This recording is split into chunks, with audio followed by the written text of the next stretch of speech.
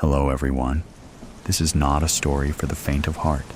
Today, we will be stepping into the darkness of the most gruesome cases, where evil not only exists, but also leaves bloody and haunting traces.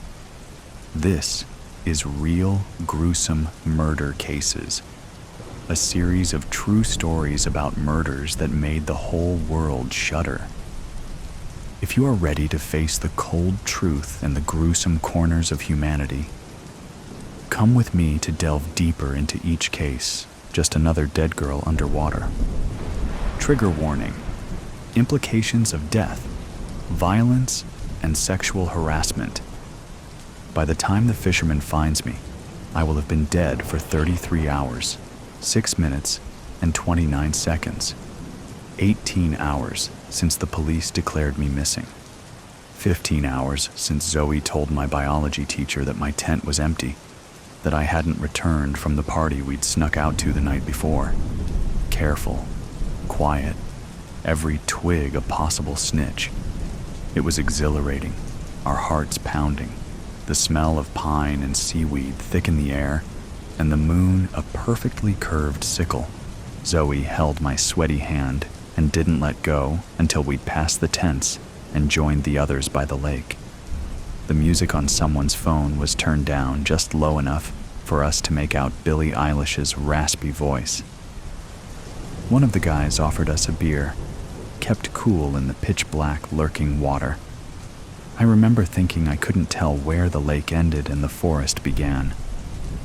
The first article published by a local newspaper reads, "Promising high school student missing after night swim in lake."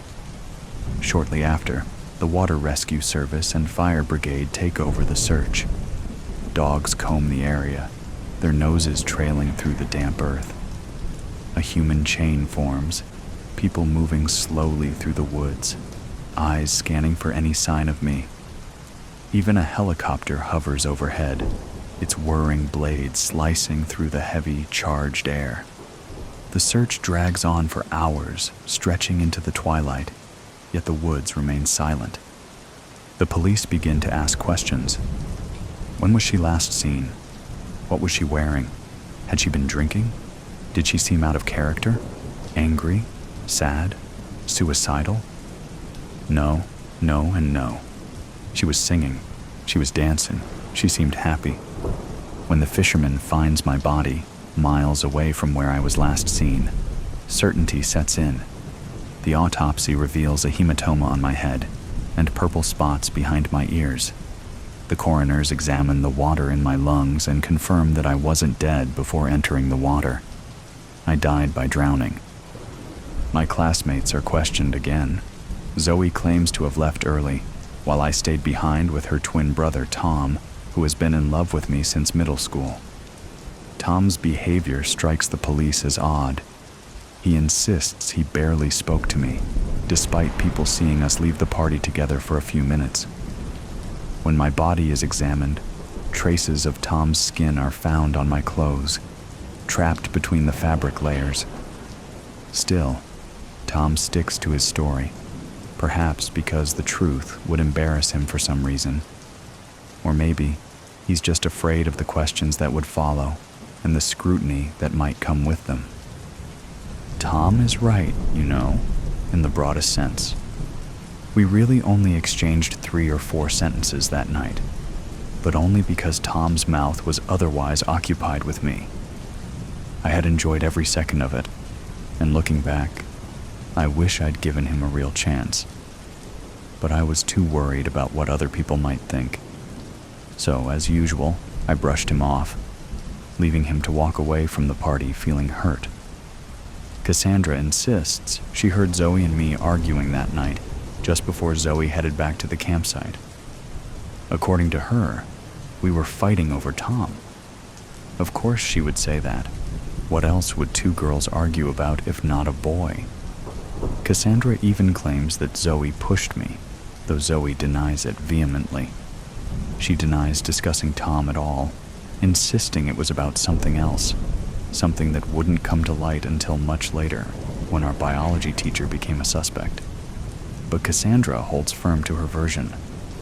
The thing about Cassandra is that she's always been a shadow, the kind of girl whose name teachers forget after 2 weeks of spring break. Kelly, Cindy, Carrie, something with a C though, right? So, when she finally gets the chance to talk to the police and be part of the investigation, she jumps at it. Unfortunately, Cassandra isn't much help to the investigators.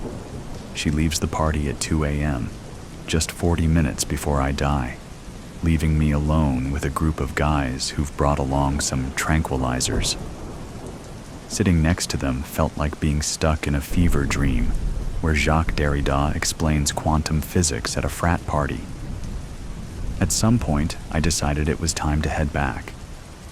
One of the guys casually asked if I needed someone to walk with me, and I said yes, but no one moved. I glanced back, the campsite faintly visible through the cold, white light filtering through the pines. It was only a few meters away, just beyond the trees. I'd walked this path for days, never once feeling threatened by the shadows in the bushes. But tonight, that sinking feeling in my stomach wouldn't go away. Still, I refused to be that girl. The one who got scared at every creak in the dark. The one who needed someone to hold her hand for a few steps. So I stood up and said I'd walk alone. Instead of sticking to the dark trail, though, I decided to take a small detour along the riverbank, a bit longer, a bit lighter, and hopefully a bit safer. One of the guys told me to text him when I made it to my tent, but when I didn't, no one even noticed. 16 days after my death, suspicion begins to shift toward our biology teacher. Devin, one of my classmates, reveals that he had felt ill that night and went looking for the teacher's tent, only to find it empty. Soon after, the teacher's behavior takes a strange turn. He starts making inconsistent statements that don't add up. One day, he calls Zoe into his office after class, where he insists that his earlier proposal to her, before the trip, had been nothing but a joke. She understood that, right? It was sarcasm, he says, claiming that what he really meant was that if she wanted to improve her grades, she should consider attending a tutoring service. And this is where Cassandra steps in for the final time. She confesses that she visited our biology teacher after the party, and that they went to the boathouse, where, according to her, nothing bad happened. He was just there for me. The biology teacher is immediately suspended, but the case against him has nothing to do with mine, as Cassandra's alibi clears him. Meanwhile, the suspicions surrounding Zoe and Tom are too weak to pursue. My case remains unsolved, and eventually people begin to accept the idea that it was just a tragic accident, that I must have hit my head when I jumped into the water. They agree that I seemed unhappy, not just that night, but in general, and that my relationship with my parents, who expected me to excel in everything, was strained. Perhaps the pressure had finally got to her. It's all unsatisfying, of course. Unsatisfying for the local magazine, whose updates eventually dry up. Unsatisfying for the police, left with yet another unsolved case on their desk. Unsatisfying for my parents, who, decades later, will say in an interview that not a day goes by that they don't think of their little girl. Maybe one day, a classmate will write a college essay about my case, reflecting on how it taught them that life can end in an instant. Maybe my story will end up on a true crime podcast, or perhaps Netflix will stretch it into a tightly structured 8-episode miniseries where my body is discovered just 3 minutes in, enough time for viewers to decide if they'll keep watching. Or maybe none of this happens and I'll fade away, like countless other women who are silenced every day simply for being born the wrong sex. It doesn't matter who profits from my story. It doesn't even matter if they eventually find the 2 men I crossed paths with on my way back to the campsite, in the wrong place at the wrong time. none of this matters, because in the end, I'm just another dead girl underwater. Dig deep. Other than a faint glow coming from one of the back rooms, the town's charity shop was in darkness, its front door firmly closed. Although it had opened in 1985, the building had been used commercially since the 1800s, when it had variously been a pharmacy, a bank, and a tavern. The shop was close to the river in Marpleton, a pleasant English market town which had once been home to a nearby priory. In ancient times, monks had wandered back and forth to sell their wares at a market which still existed in diminished form across the road. Regulars were now peering through the shop window, but the main lights stayed off. A few of the shop's helpers were huddled in the back room. Patrick, the treasurer, had collected the spare keys from the greengrocer to let them in. The gatherers were addressing one topic, namely, why their long-serving manager, Rhea, had failed to open up the day before. "I just can't understand it," Ivy, one of the shop's founding members, said. "I've never known her not to turn up, unless she's on holiday. In all the years I've known Rhea, she's never had a day's sickness." "Wasn't she going to New Zealand to visit her sister?" Patrick asked.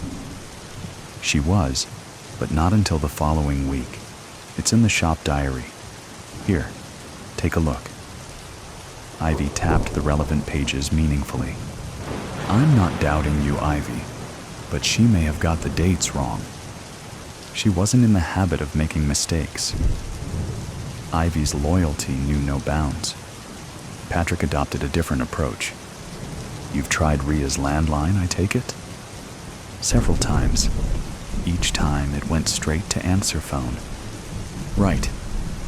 Still, I expect we're worrying over nothing." "But you have to admit she has been a bit distracted lately," someone piped up. Patrick turned to Silvana hopefully, but she shook her head. "I've tried her on her mobile, but nothing." Silvana was a refugee who had joined the shop 2 years earlier. Since Rhea had taken her under her wing when she first came to England, her English had improved markedly. Silvana had been on the verge of admitting her true feelings for Rhea. Reality had crushed the likelihood of her returning to her homeland anytime soon and been replaced by something entirely unexpected: an overwhelming love for another human being. Silvana's great wish was to know whether that love was returned. Rhea clearly liked her, but was it worth risking their friendship for more? The path to such an admission seemed littered with obstacles. Now, the mystery of Rhea's whereabouts could be added to an already growing list. "Did Rhea say anything about changing her holiday plans, Silvana?" Patrick asked, determined to get to the bottom of things. "Number I went to her house for my lesson last Wednesday. She told me she'd be away all next week." Silvana had considered the matter carefully. "Yes, that is so." Patrick said. "I guess I'll have to contact the area manager about reopening the shop." "You'll need to do that. Volunteer phone numbers are stored in the locked cabinet, and only Rhea has the key," Ivy interjected. "Head office have contact numbers too." Everyone knew Rhea always carried a set of keys on a fob attached to a waistband. Patrick joked she secretly had a cellar key for the shop's more trying customers, to which he'd received an enigmatic smile. The actual cellar key had supposedly vanished in the mists of time. Certainly, there was no call to use the cellar with ample storage space elsewhere. In any case, the cellar door was kept permanently locked, preventing anyone getting trapped if there was a fire. Patrick scrutinized the rota sheets. "Maybe Judd would be willing to help if we reopen the shop," he suggested. Silvana, who distrusted Judd, said nothing. 3 months earlier, dressed in black jeans and hoodie and trailed by a mournful cocker spaniel, Judd had shown up to inquire about volunteering. When Silvana had bent to pat his dog, it had backed off, whimpering. She gets nervous round new people, Judd had explained. Tucking away the banking money, Patrick had gone to fetch Rhea. A young man's inquiring about volunteering, he'd told her. Shall I send him through? What's he like?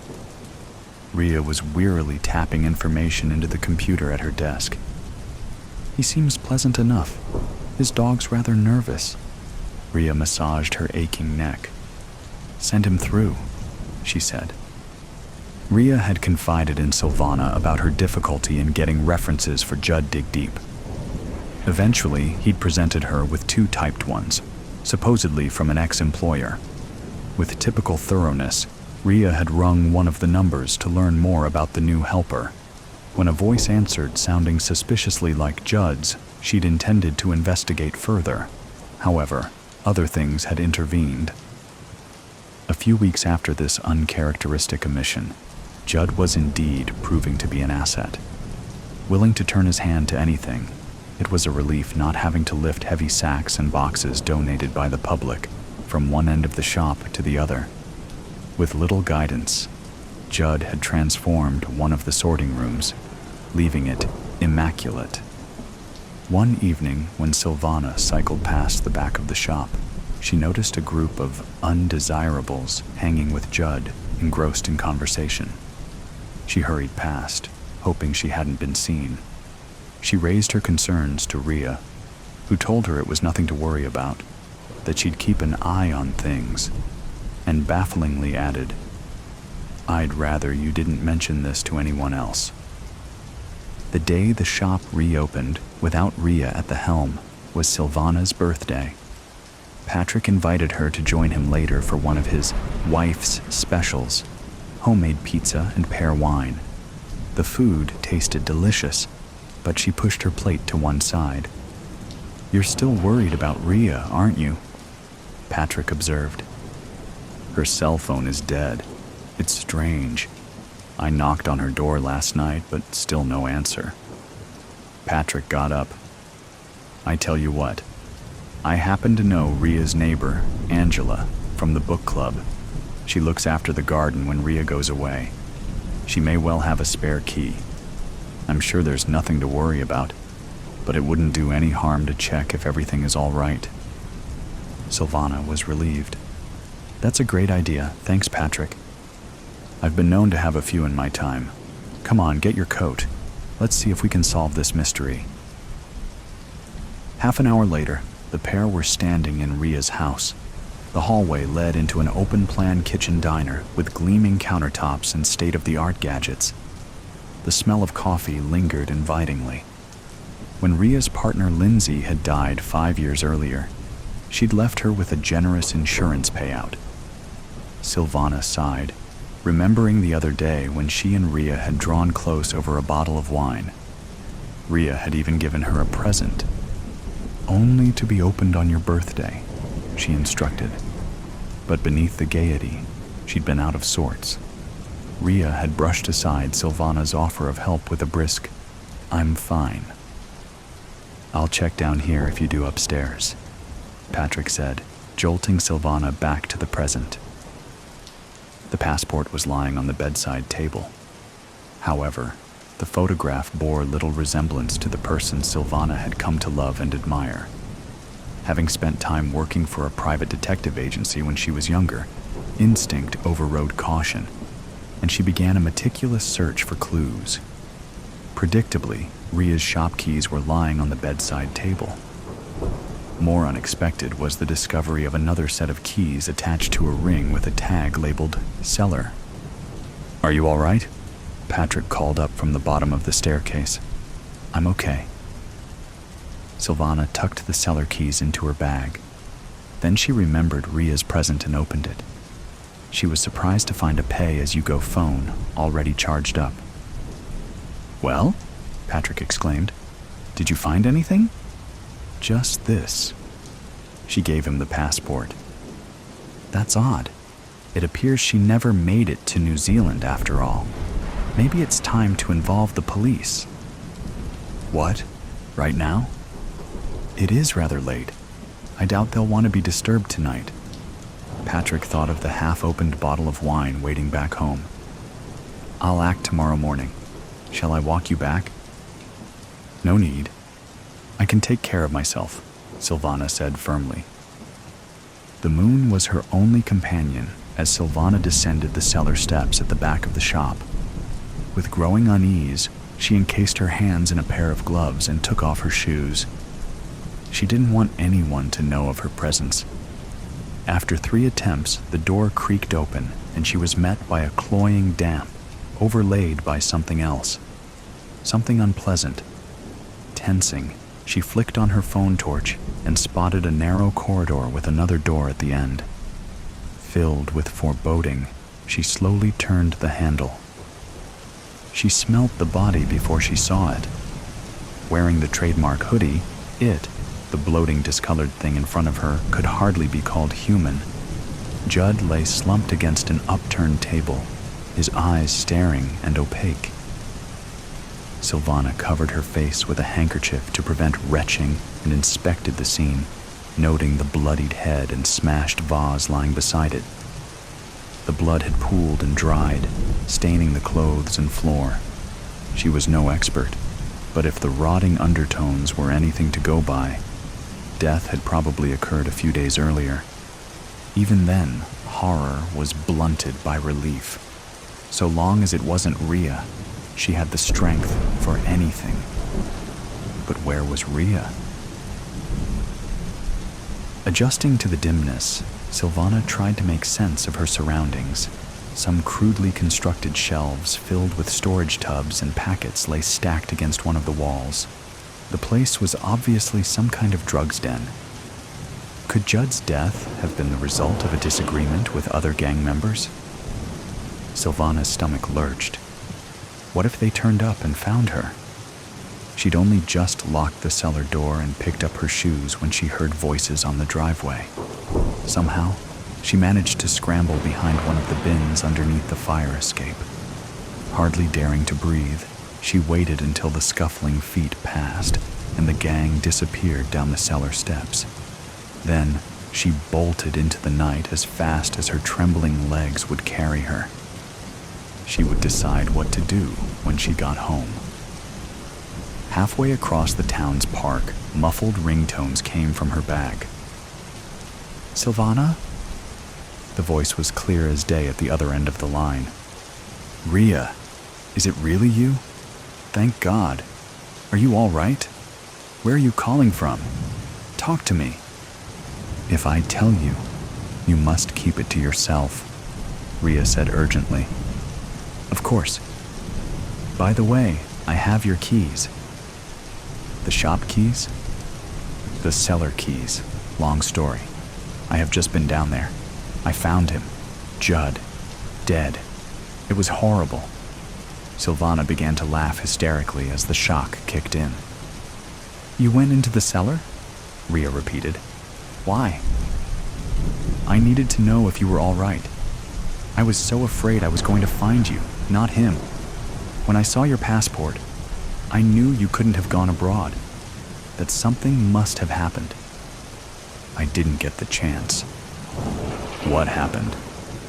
I will tell you, but not now, not on the phone. Patrick is planning to go to the police tomorrow about your passport, Rhea asked. Did you touch anything when you went into the cellar? Did you touch him? No. Silvana's teeth were chattering from shock. It's cold outside. I was wearing gloves. But what do you know about Judd? Why were you wearing gloves? I don't know. I had a bad feeling. I didn't want to be implicated in anything. Back home, I once worked at a detective agency. I learned about not touching crime scenes. You may want to call the police, Rhea said. But please, can I ask you not to tell them I got in contact or about me giving you the phone? We'll meet soon. That is, if you want to. I'll understand if you don't want anything more to do with me. Of course I want to meet you. It seemed silly pretending now. It's all I think about. Silvana's heart flipped when she saw the distant figure standing on the pier below. The matinee performance at the Pavilion Theater was in full swing, and the pier was almost deserted. She came up behind Rhea, patting her on the shoulder. "Hey!" Rhea turned, instantly relaxing when she saw her friend. "Hey!" Silvana sank into Rhea's arms. For a long time, the pair embraced. "It's so good to see you," Silvana said. "Likewise." Rhea glanced round. "Does anyone know you're here?" "Number, and I'm so hungry." Rhea grinned. "How about some fish and chips? I'll treat you." "You mean the famous English fish and chips?" Rhea grinned. "I've discovered a great place on the front." She linked arms with Silvana. "Come on, let's eat. Then, I'll tell you everything." Judd was a bad lot, Rhea admitted later. "He was running a drug racket, and I threatened to report him to the police." "It doesn't surprise me. But how did you find out?"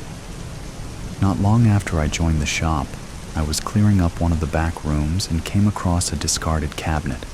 There were 2 sets of cellar keys in it. I never told anyone about them, partly because I didn't want a lot of fuss. I wanted to keep it to myself. Unfortunately, Judd caught me coming up the stairs one evening and demanded to store his things there. I didn't like the way he spoke to me. When I refused, he threatened to torture his dog in front of me. He implied if I didn't comply, I'd be next. His eyes were so cold. For the second time in my life, I felt real fear. There would be time enough to ask about the first time, Silvana thought, clasping Rhea's hand. "I'm afraid there's more," Rhea said dully. "You probably won't want anything to do with me when you hear the rest." Silvana clutched Rhea's hand more tightly. She'd come too far to be brushed aside. "Why don't you let me be the judge of that?" she said firmly. "Whatever it is, we'll bear it together. You see, I love you. I need you to know that." "You do?" For a moment, Rhea's face shone. "That's a relief," she said, laughing. "I thought it was just me." "Did you?" Silvana laughed too. "I may have had my suspicions, but I didn't want to say anything." "Oh, I'm so happy," Silvana said. "But hold your horses before we get carried away," Rhea warned. "Hold my horses?" An English expression. It means don't count your chickens. "Count my chickens?" "Silvana, my love, let me finish my story before you say anything." "Okay, sorry." Silvana nibbled a stray chip. Rhea was smiling in spite of everything. "In the end, I couldn't stand being held to ransom by a bully like Judd. A few days ago, I foolishly decided to confront him in the cellar. He went to grab a knife from the table. There was an old jar on one of the shelves, and as he turned, I smashed it over his head." She shuddered. "I couldn't tell you all this, but I made sure you had the phone before I left. I hoped you'd stay in touch. The day after, I headed here, not wanting to be traced. I paid for everything with cash." "But surely the police will realize you only acted in self-defense," Silvana insisted. "Perhaps I should have gone to them straight away, but I couldn't face it." Rhea's hesitation was palpable. "Especially considering what?" In spite of the warmth between them, Silvana felt a sudden chill, like someone walking over a grave. "What aren't you telling me?" Rhea's voice broke. "I'm terminally ill. At best, I only have months to live. At worst, it will be weeks. I have all the medication I need. I just want to spend my last days in a place with happy memories." "I can't believe it." But Silvana knew Rhea was speaking the truth. She tried to disguise her anguish. How long have you known? She whispered. I only found out for certain the day before Judd threatened me in the cellar. Maybe I wasn't thinking straight. I should have told the police everything long before, but by then I was in too deep. I'm going to stay with you. Silvana had never been more certain of anything. Rhea shook her head.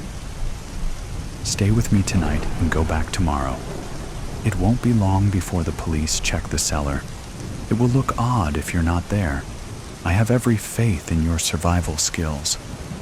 Look how far you've come. In the meantime, there's something I want you to have. What is it? Rhea handed Silvana 2 envelopes. Inside one is a plan of the cellar.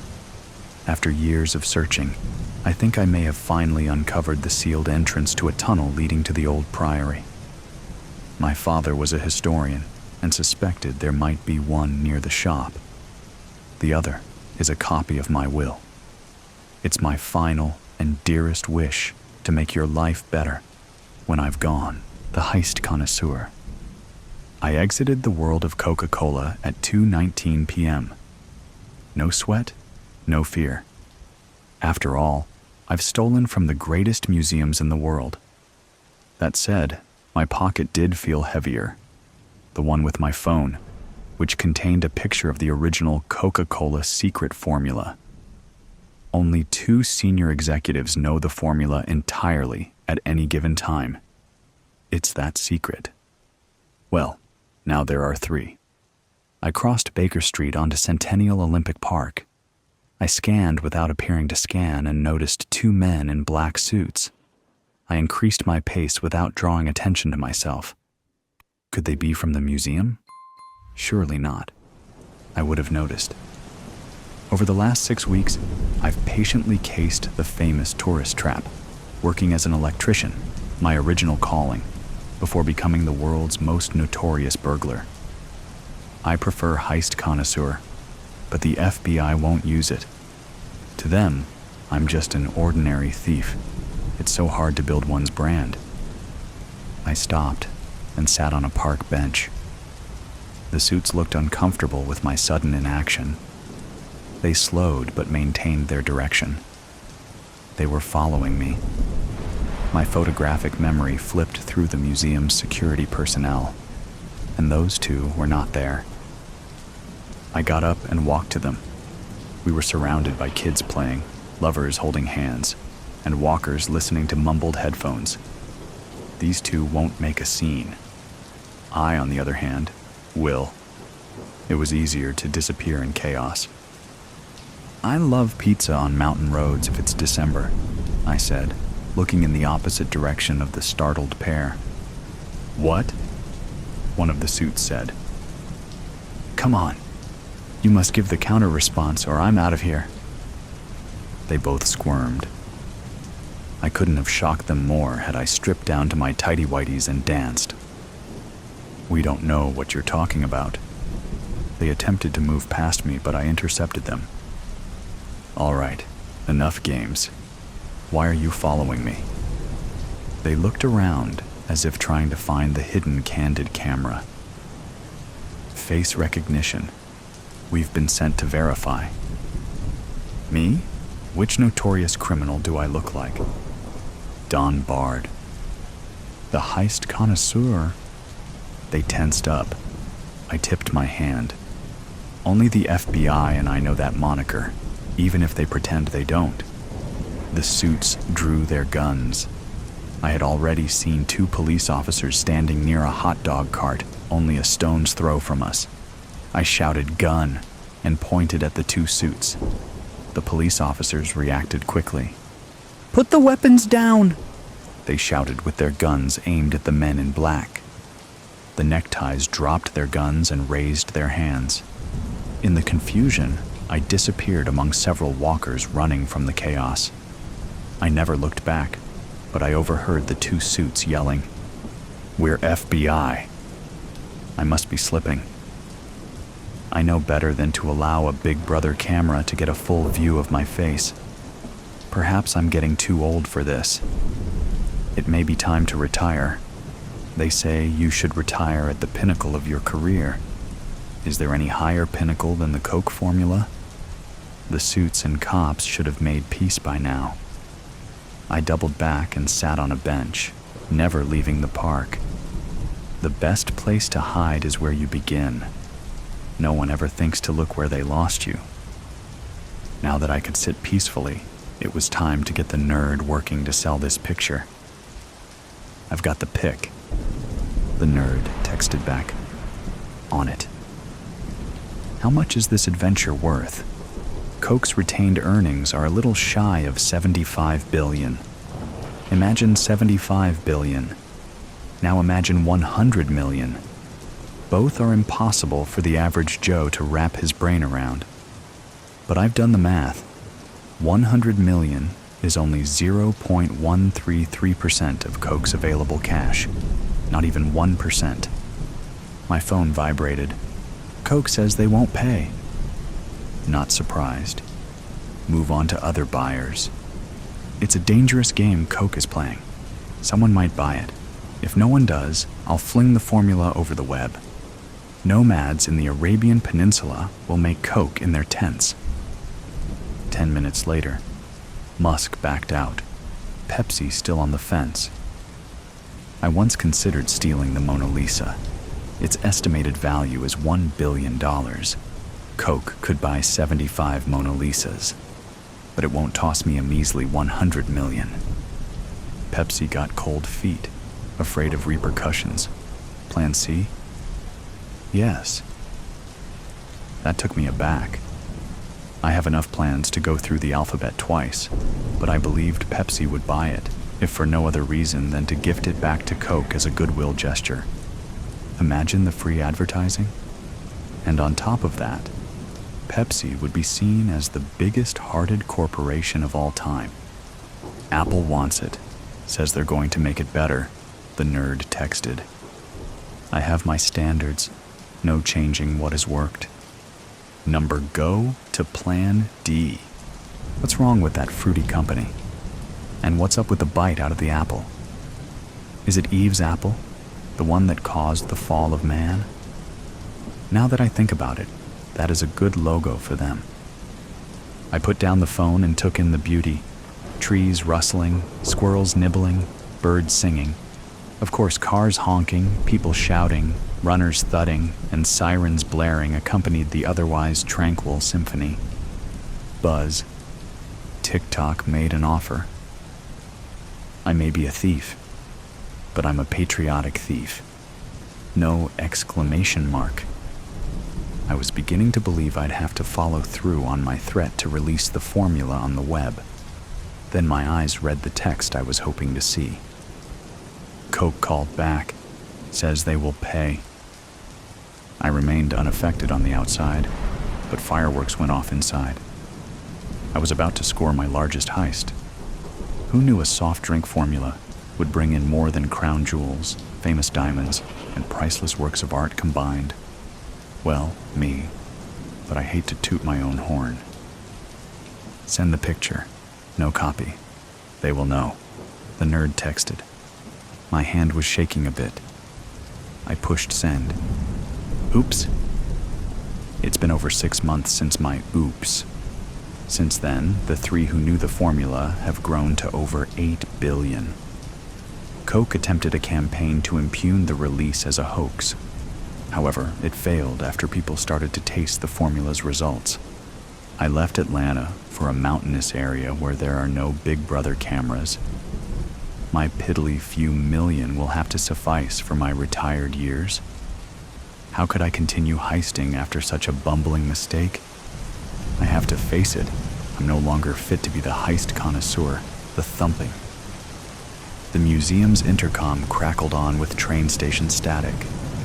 Hello, Norval Museum. I ducked at the sound, trying to escape it, cracking my eardrums.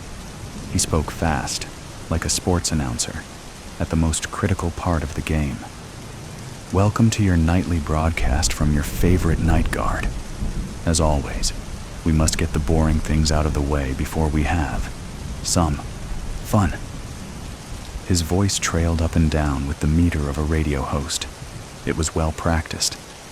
If there is any other human in this fine establishment other than your Steve and Linda, remember, you are stuffed. If there is anyone else here, you will be arrested, and you could be charged with robbery as you are on the premises 30 minutes after closing. He sounded way too excited for his long night shift. So, if there are any other living souls in this building, we get to start my favorite game. Hide and go, speak. I'll count to 30, and then the game starts. Have fun. I could hear the big generators for each light system shutting off, their cranks getting closer each time until the painting in front of me darkened. As my eyes adjusted to the dim light of the exit sign, his words started to set in my head. You will be arrested. I couldn't be arrested. Not again. And especially not with robbery charges. Over the still air, a whistle was carried from deep within the museum. It tickled my ears with its swinging tune. With the lightest footsteps I could make, I reached the exit sign. Touching the cold metal made my hair stand on end as I gently pressed on the long bar until a loud click crashed through the room like a cymbal. The whistling stopped, and the silence became much louder. I looked around frantically, removing some of my precious light as my hair whipped around my face. If I was caught, I would have to look into my mother's eyes as she said, "I wouldn't be surprised if she did this, Judge." I couldn't hear that again. My eyes caught a big pot in the middle of the room. It was decorated with strips and little dancing people moving across the two-dimensional plane. As carefully as possible, I opened the lid and slipped my first leg into it. My footsteps sounded like a gong as I put my second in and slipped my body past the hole into the pot. Once the lid was over my head, I was in total darkness. Not even putting my hand in front of my face would give my eyes information. My breathing sounded like it was through a megaphone as it rose up and down, breathing in the clay, which was probably hundreds of years old. I tried to close my eyes, even though it changed nothing, and think about something other than where I was. The more I thought, the more my breathing sounded like it was coming from a tornado. My wind created gale force winds faster as I felt water drip onto my folded knees. My mind raced almost as fast. A thumping started to grow louder. At first, I thought it was from outside that he had found me. It kept getting faster, like he was running in place right outside my pot, teasing me with the promise of captivity, playing with me, just like his stupid voice played up and down like a carousel. I put a hand over my mouth to quiet my breath. Thump, thump, thump, thump, thump, thump. Over and over, like an incessant heartbeat, his feet went up and down and up and down. For minutes, his feet went on, just right outside my pot. The drips on my knees were getting bigger and more frequent, adding another sound to my existence. At any moment, he could just open the lid and get this all over with, but he was choosing to mess with me. Thump drip, thump drip, over and over, faster and faster. I couldn't control my breath, and what did it matter if he was going to torment me? He knew I was there. All he had to do was open the lid and let the red light in. Let it flood in and wash over my face like a river, rinse away the guilt for just a brief moment. Instead, he chose to mess with me. He chose to step and step just outside my reach. I could barely control myself. I started to rock back and forth, and with me, the pot. Thump, drip, clang. Thump, drip, clang. I couldn't do it again. I didn't want to do it again. But when if he opened that lid, I would have to. He deserved it for stepping over and over. His never ending. Thump, thump, thump. My legs started to tingle with anticipation. I could feel the adrenaline pumping through my veins. My breath got faster as I stared at where I guessed the lid was. My pot rocked back and forth with me, getting ready for his fly-like hands to lift the lid. That's all he was, just a disgusting fly. But all he did was thump, thump, thump. I felt even more adrenaline burst through me as the rocking got faster, my breath got faster, and his shoes got faster. I have to. He'll get me if I don't. I have to. Rung through my head as the thump, thump, drip, thump, thump, clang rang on. A new sound sounded as a voice called out from the other side of the pot's walls. "Hey!" Another shot of adrenaline cracked open like lightning, and I could feel my legs practically vibrating from the sound. The thumping from his shoes meeting the hardwood floor, my breath at record-breaking speeds, the rocking only being contained by my leans, and drip dripping that reminded my legs to be ready. I want to do it again. I leaped out of the pot before his hand touched it. My head was buzzing with sounds, screams, thumps, tears, and then more screaming. Sounds of teeth on flesh and nails on muscle rang out throughout the silent museum like the most beautiful symphony.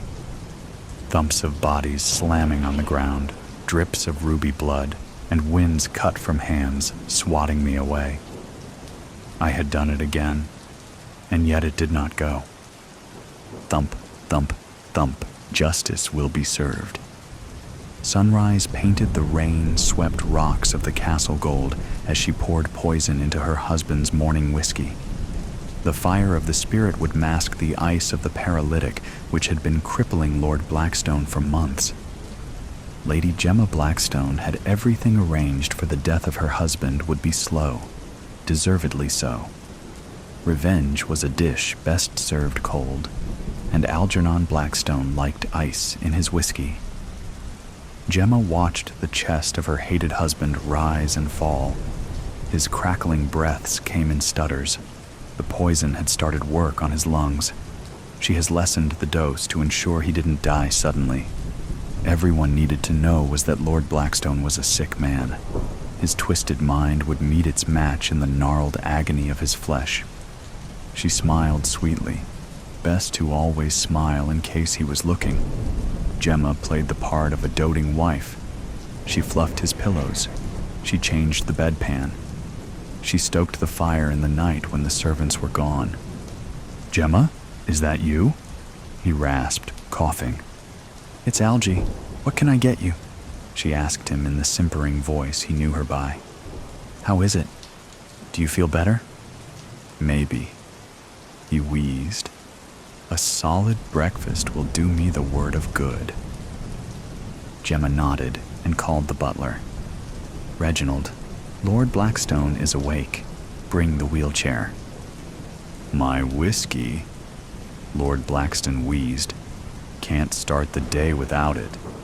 He took the ready crystal tumbler in stiff hands. She had to help him sip it down.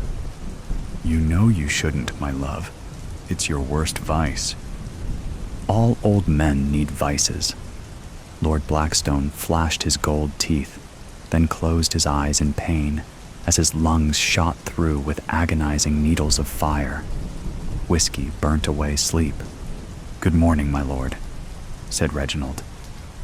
The wrinkled butler, older than the stones of the castle, wheeled in a chair that creaked with every turn of the oak wheels. "Good morning, Lady Blackstone." "Good morning, Reginald," she said. Together they helped the gnarled old man into his chair. The butler insisted on pushing him to the dining room. Above the table hung a painting of a hanging family entitled "Justice Will Be Served."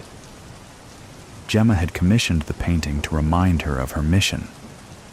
Algernon Blackstone had her entire family executed for theft when she was just a girl. Gemma had escaped only because she'd been out on an errand when her mother, father, brother, and sister were sent to the gallows. Only her father had stolen, and only enough food to feed the children. The standard punishment had been the loss of a hand, an acceptable risk for a man who wanted to feed his loved ones. Instead, the Lord of Blackstone Castle had chosen to make an example of the whole Fisher family. High on her stool on the gallows, Gemma's mother had caught her eye. Before her footing was kicked away from her, Angela Fisher mouthed the words, "Live, live for us." Tears in Angela's eyes were the last things Gemma saw before the rope snapped, taut, and the quartet of condemned began kicking, faces twisted in horror. The painted faces looked little like her family, but the painter had captured the terror of the doomed. Gemma was grateful that the likeness of the painting was off. There was no chance anyone would connect her and her blue eyes to the brown-eyed quartet kicking above the banquet table. Justice will be served, Gemma promised herself as she did whenever she ate. Revenge had hardened her, but it was slow. Years of practicing her accent, her manners, which utensils to use, had honed her for the mission. A lord with a grudge against Algernon Blackstone had presented her to the widower as a cousin. Lecherous Lord Blackstone hadn't wasted a week before wedding himself to the teenaged Gemma. "The cook will be finished with breakfast shortly. Can I cut you some bread and spread it for you?" Reginald asked. The 80-year-old butler's perfect posture contrasted the bent back of Lord Blackstone.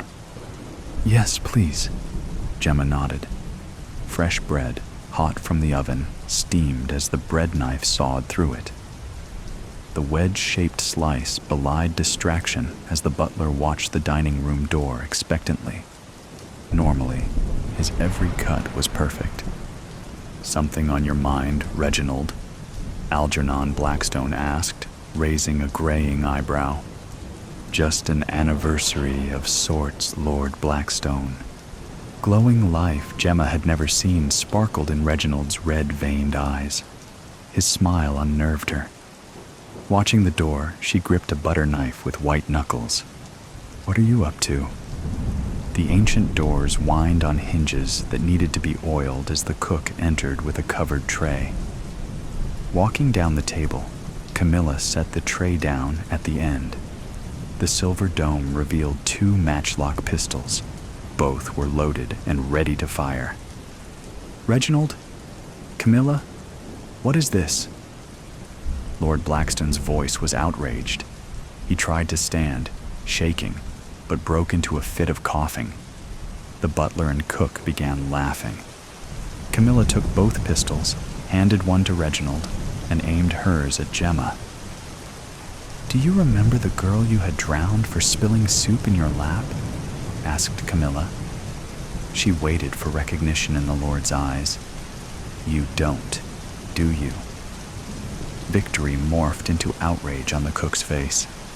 "Was my daughter's life so forgettable to you?" "I don't," Lord Algernon began. "Soup!" Reginald yelled. "Spilled soup!" He leveled his pistol at Lord Blackstone.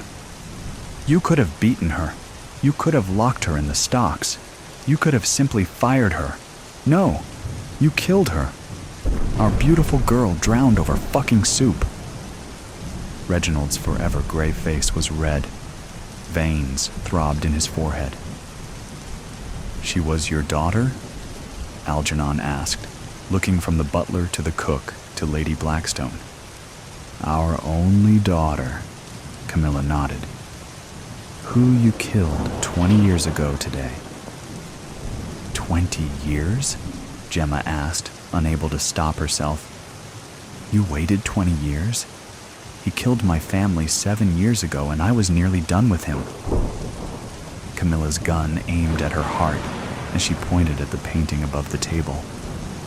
"You commissioned that painting yourself," Reginald said. He waved his free hand at Justice Will Be Served, to remind me of the mother, father, sister, and brother he had hanged. Palms raised, Gemma pushed herself out of the gilded chair she'd been sitting in 3 times a day for years. "Your maiden name was Sinclair," Camilla snarled. I was here when Lord William Sinclair delivered you to Lord Blackstone." With every word, Gemma saw the old woman working herself up to shooting Gemma. To him, she was as guilty as Lord Blackstone. He hated Algernon. I told Lord Sinclair my marriage to Lord Blackstone would be his downfall. William was only too happy to help. "I'll have you all hanged," said Lord Blackstone. He slammed a gnarled fist into the table and winced. Convulsing, he clutched at his chest. "You'll never hurt anyone again," Gemma told him.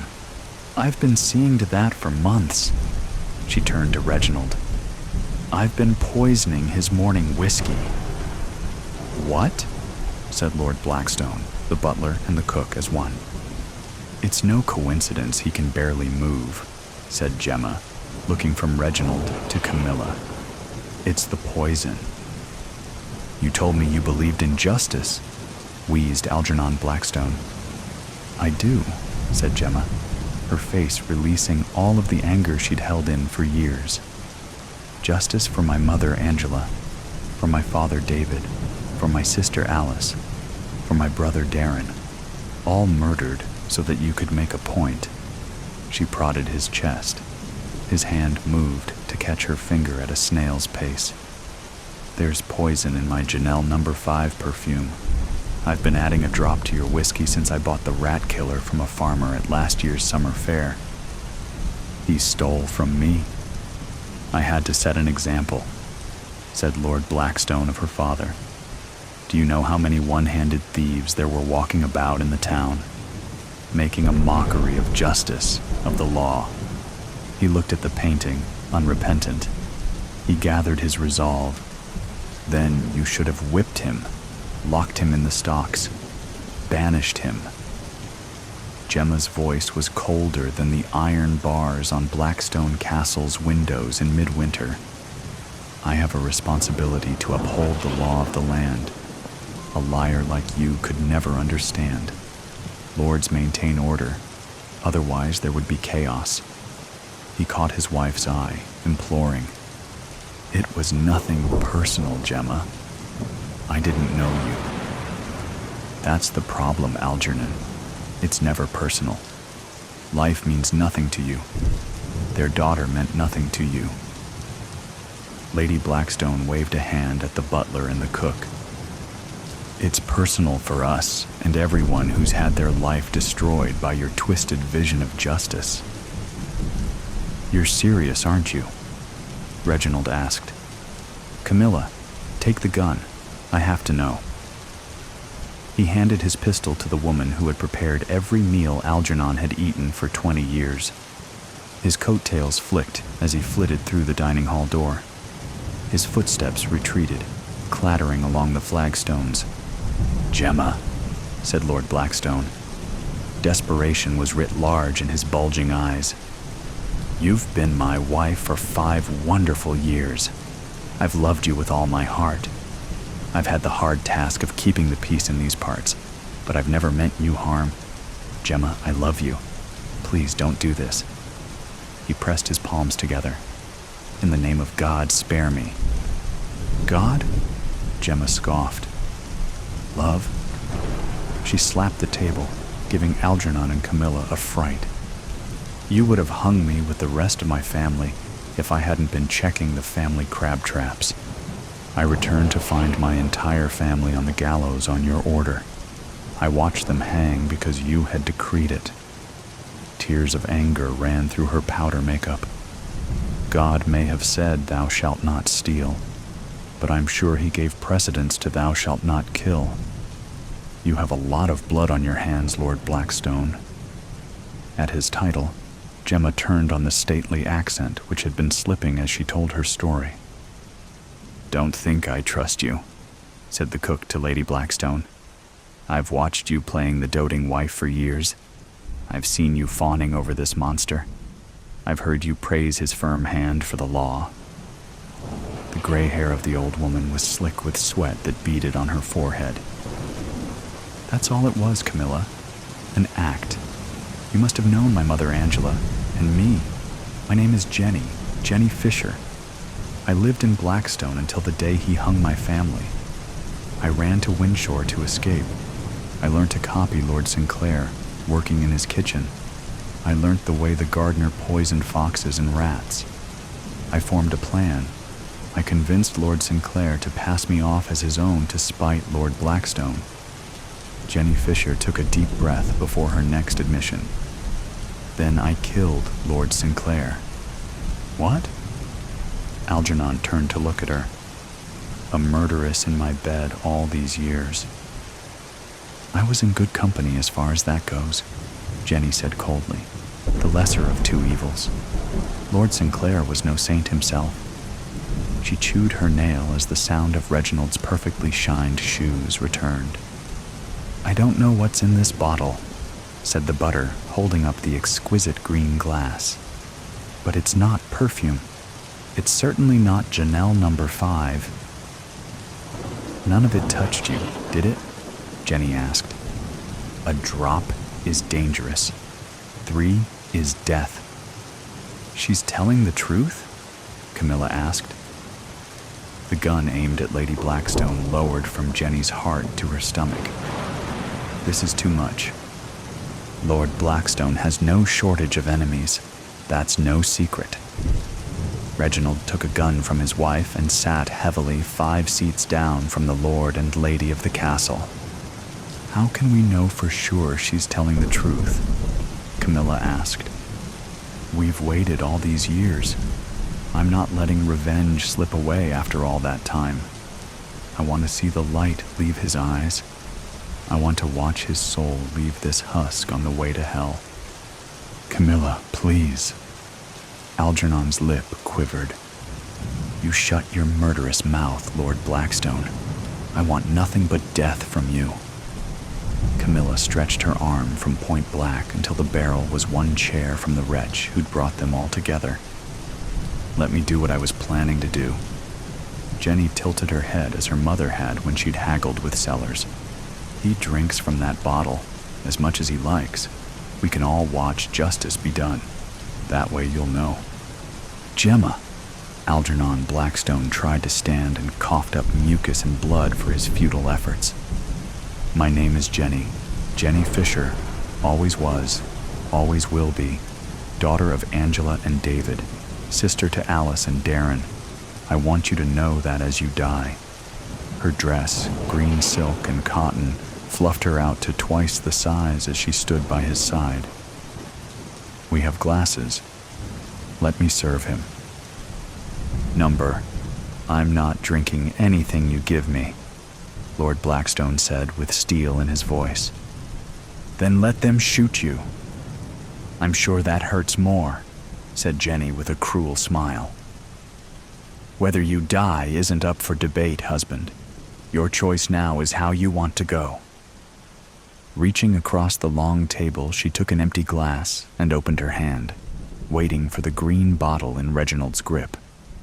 When he handed her the former perfume container, she poured a shot of it into the waiting glass and handed it to Lord Blackstone. Silence took a seat beside them at the table and waited patiently. Harsh winds from across the sea could scarcely be heard over the sound of the host's labored breathing. Algernon Blackstone stared at the clear liquid in the glass, pure as water. His hand trembled. I can't smell it, said the Lord of Blackstone Castle. That was the point, husband. The woman he'd known as Gemma for years watched him expectantly. This or a gun wound? He asked, raising the glass of death. You could jump from the battlements onto the rocks if you like, said Camilla. I've dreamed of pushing you off them for years. Justice will be served, said Lord Algernon. His shoulders sank. Is it too late to say that I'm sorry? He looked from one executioner to another. No, said Reginald. But it's far too late for an apology to get you out of this. Algernon coughed. Closing his eyes, he nodded.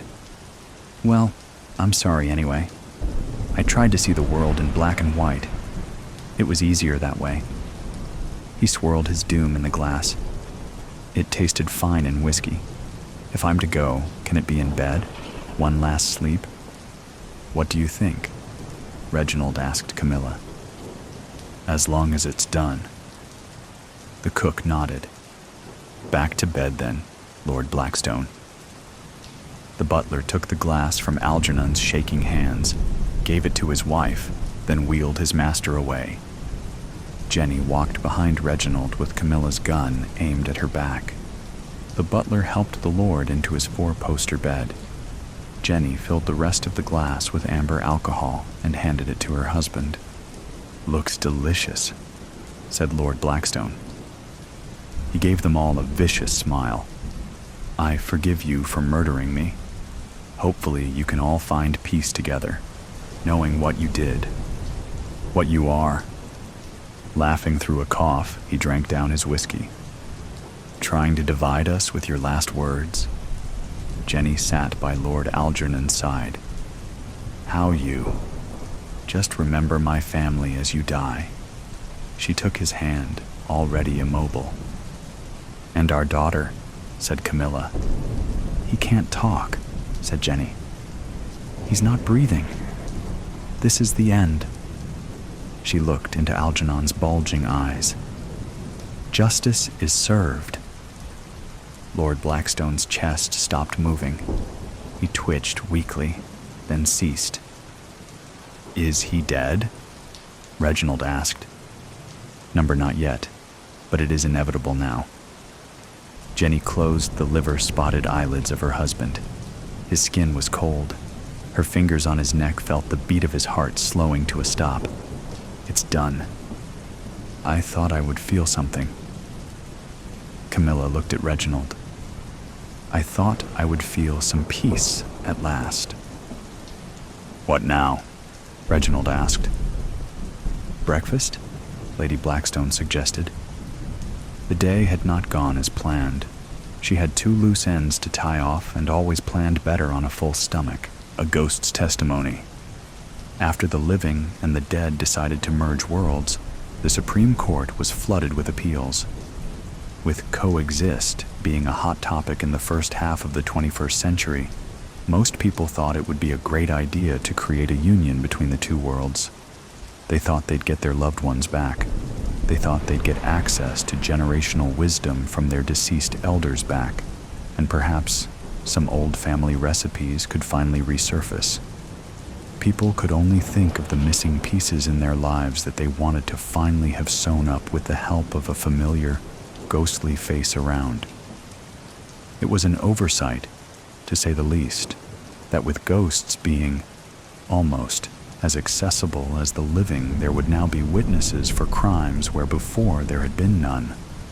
It actually caused a lot of chaos across the criminal justice system, especially for police officers who had tampered with evidence to shut a case quickly, for gang members who'd offed witnesses to shut their mouths. And it was a goddamn headache for judges who had to reopen every murder case from the last several decades that now suddenly had a victim who could tell their side of the story. But for Jeremy Strout, it was a lifeline. He'd been sitting on death row for 15 years after being convicted of 4 heinous murders, his wife and 3 children. At the time of his conviction, there'd been no one there to defend him, just whispers from neighbors who'd said they'd heard him yelling in his house hours before the bodies were discovered. It didn't help that he was the one who'd called 911 and then was found at the scene of the crime covered in their blood. It didn't help that he'd sought out anger management before in his past. Rumors swam through town like a broken dam, neighbors speculating that he hadn't wanted their 3rd child.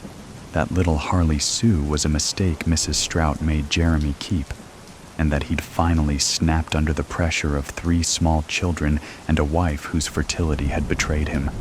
Jeremy had always denied the rumors, claiming that he loved his family. Sure, they had their problems, and he never denied the hardship of not only providing for 3 children under 5, but living under the same roof as them. Nevertheless, he remained adamant in his defense. He would never harm them.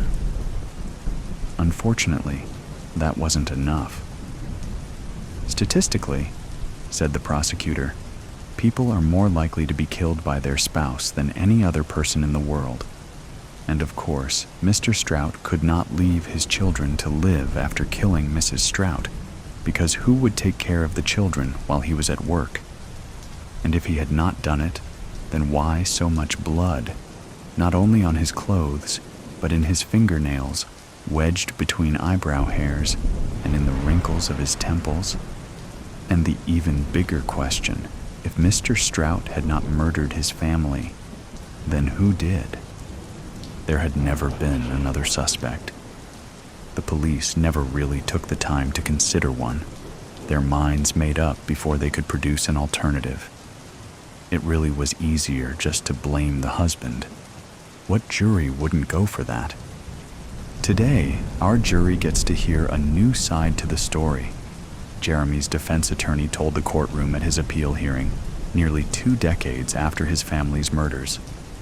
From Mrs. Strout's perspective, Mr. Alcott enticed the crowd with a smile that said he had a secret, one he was eager to share. Attorneys could be a bit performative in their speeches, and Mr. Alcott was no less confident.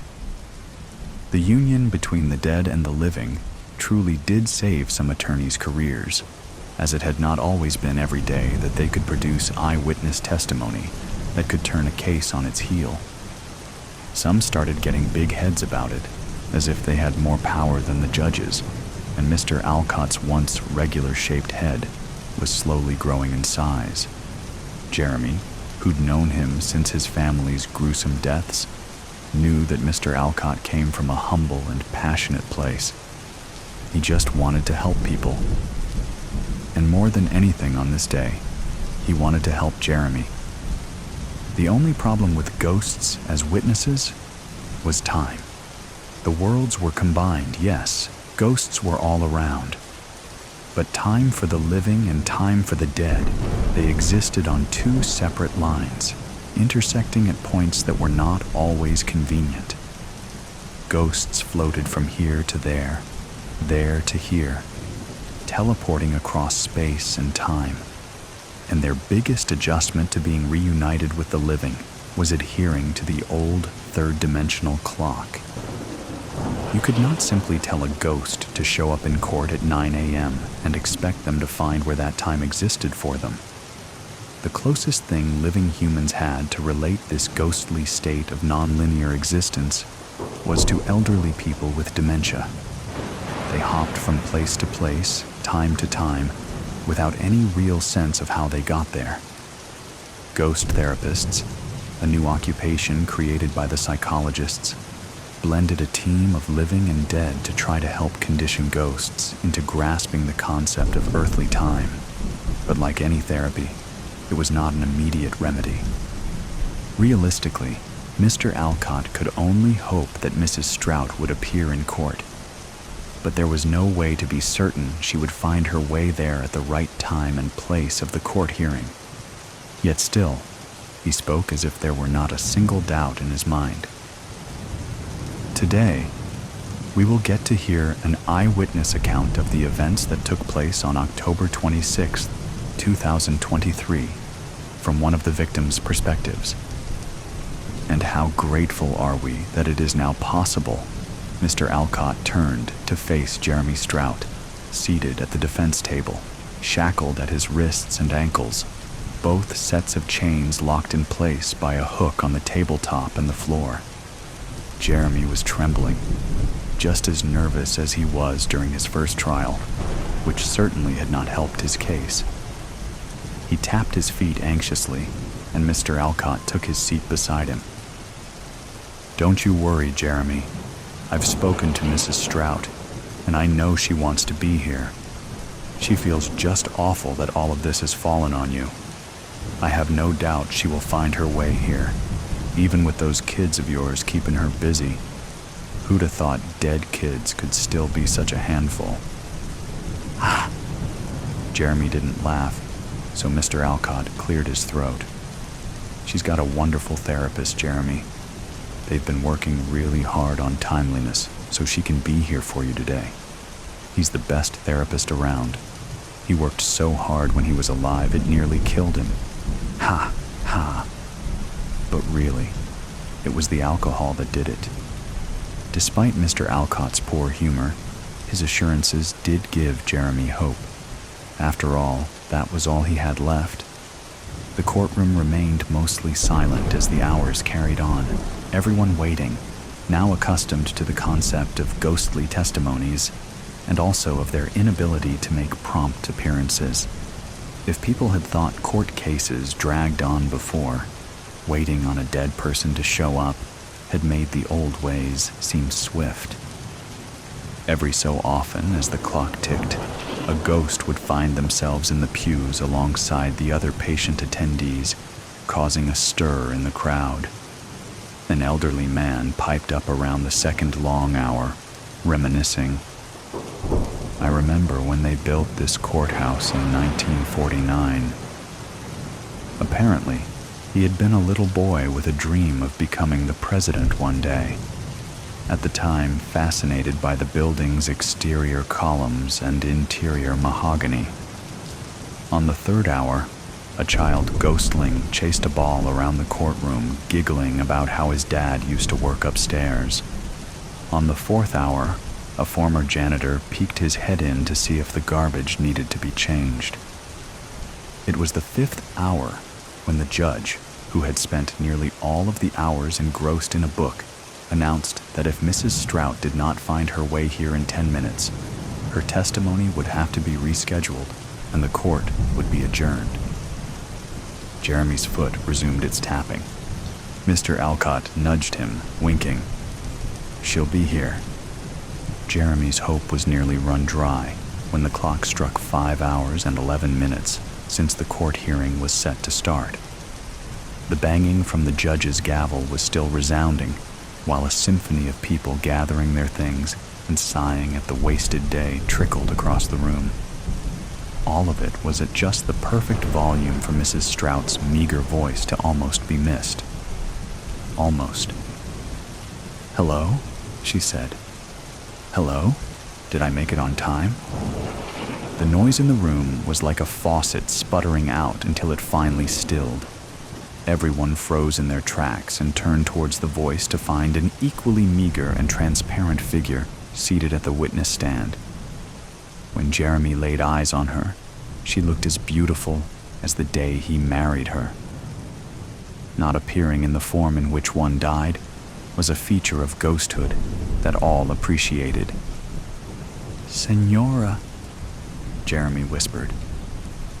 At her name, the ghost frantically searched for its source. When she landed on Jeremy, relief softened and warmed her face. "Jeremy," she smiled. Then, as if her reason for being here suddenly rushed to her mind, she jerked towards the judge, who was still frozen in his half-standing, half-seated stance, considering if he should allow this hearing to take place. "Your Honor, you have to set him free. He's innocent. Please," she pleads. "Senora, where are the kids?" Jeremy asked worriedly. His ghastly wife faced him again. "They're fine, dear. Well, they're dead, but they're fine. They're at the park, playing." Jeremy thought of little Harley Sue, not even 2 when she passed, off at the park playing without an adult. Senora read his expression. "I figure not much else can happen to them now." She shrugged, forcing a laugh.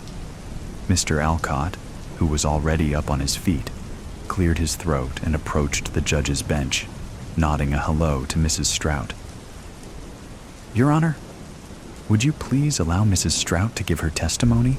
We've waited all this time, and if we prolong it any further, we cannot guarantee her appearance again."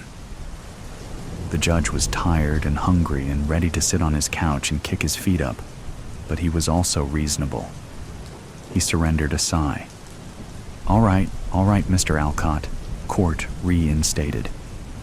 He tapped his gavel, and the jurors all groaned as they found their seats again.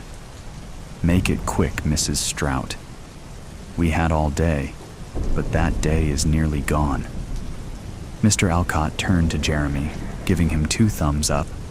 Jeremy released all of the air he was holding on to. Mrs. Strout nodded and straightened in her seat, running her hands across her lap as if to flatten her dress. Out of habit, most ghosts seemed to retain this gesture.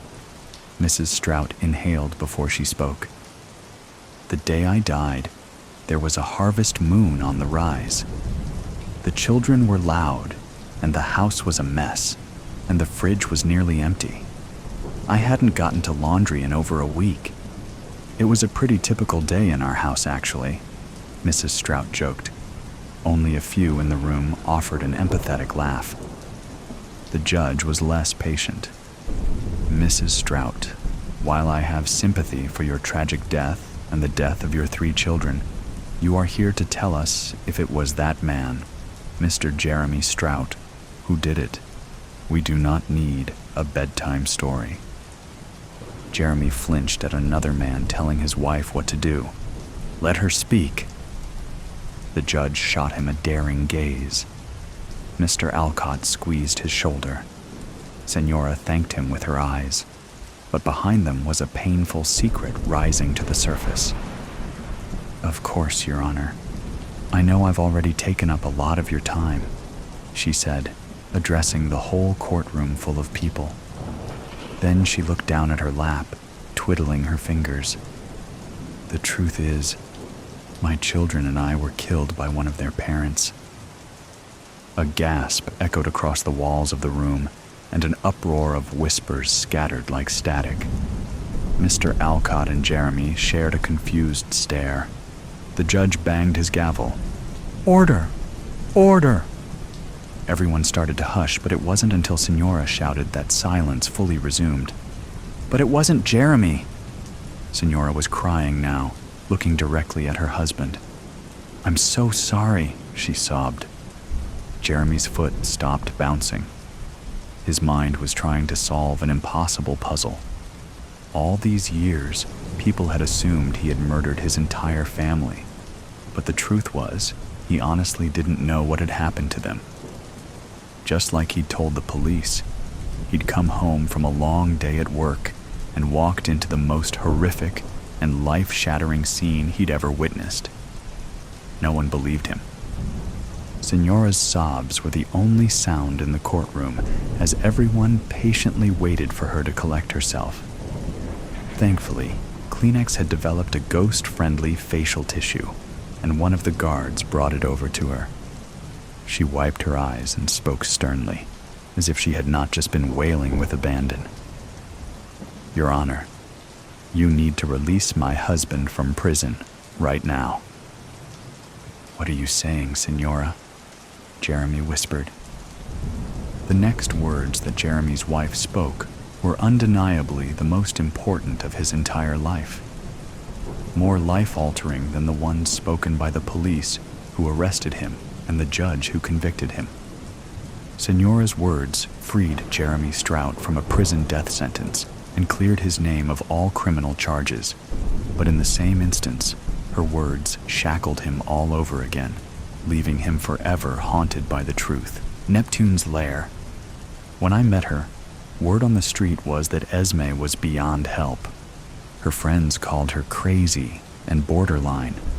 By the religiously inclined of former times, she might have been thought of as demon-possessed. During drunken fits, she'd get into fistfights or threaten to throw herself from freeway overpasses. She walked a thin line and repeatedly upset rumors of her demise, taking immense pride in being what she called stronger than dirt. She had a breathalyzer in her car. 2 years ago, she'd overturned her Hyundai in an incident where she was discovered to be 3 times over the legal blood alcohol limit. She made financial ends meet by renting her body out for clinical trials, hoping the entire time that she'd taken placebos instead of the experimental medications upstart pharmaceutical companies produced for everything from bipolar disorder to angina. There were times she'd come home from one of these lab rat money runs with side effects, bad ones, but they'd eventually subside and she'd make jokes about how at least she hadn't become the victim of sudden death syndrome.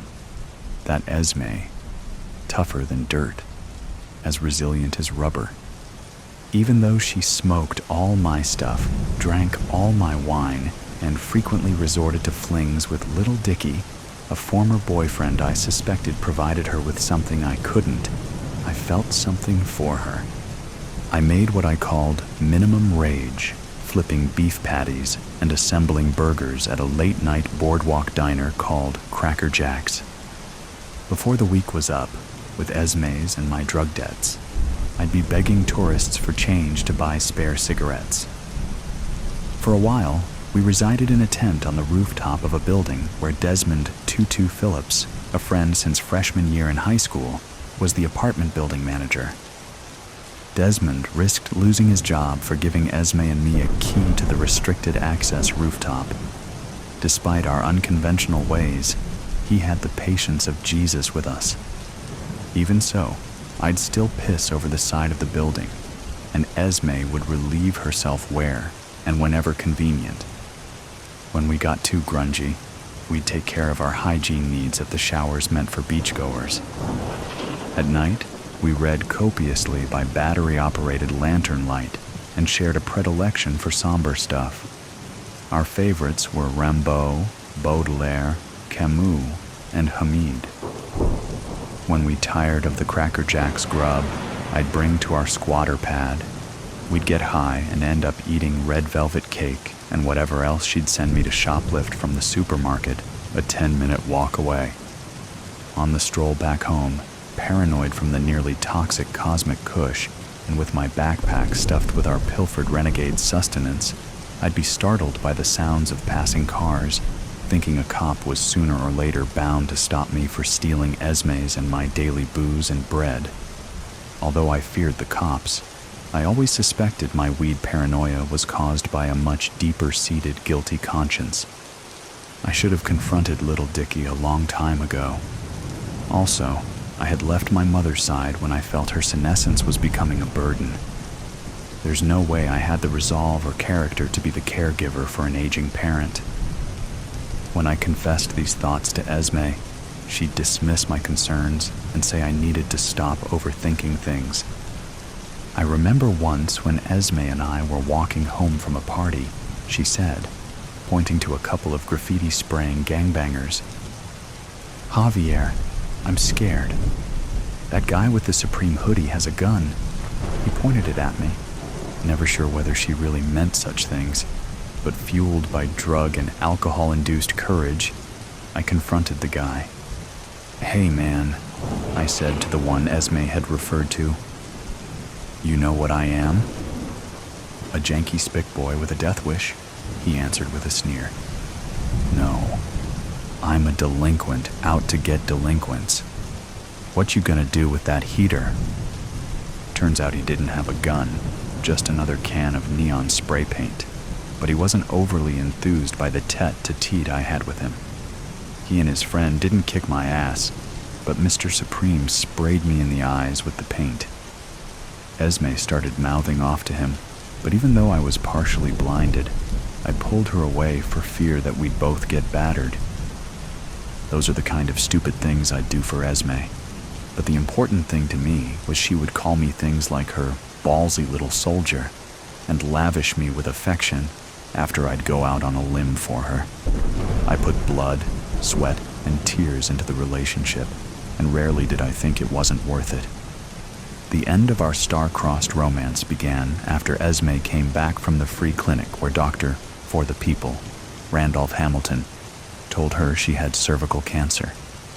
After she heard the diagnosis, Esme became determined to go out with a bang. She began visiting Little Dicky more frequently. She demanded I steal tequila instead of wine from the supermarket, and when she drank the Patron I'd bring to our squatter's abode, her temper became hair-trigger sensitive. The only respite I'd get from her gloomy rages would come when I'd invite her to the beach when the moon was full. Apparently, Little Dicky had something against doing things that smacked of romance or chivalry with her. Moonlit midnight swims in the Pacific were one such pastime Dickie didn't seem to have a taste for. On the nights Esme and I'd sink our toes into the wet sand while the moon's phantasmagorical light reflected onto the dark side of the earth, she'd momentarily forget about her terminal diagnosis. She'd also forget about her mortal condition whenever we'd watch movies at the rooftop squat. I don't know if it's the case with most people, but when I'm high and watching a good flick, I'll hear messages in the movie's dialogue.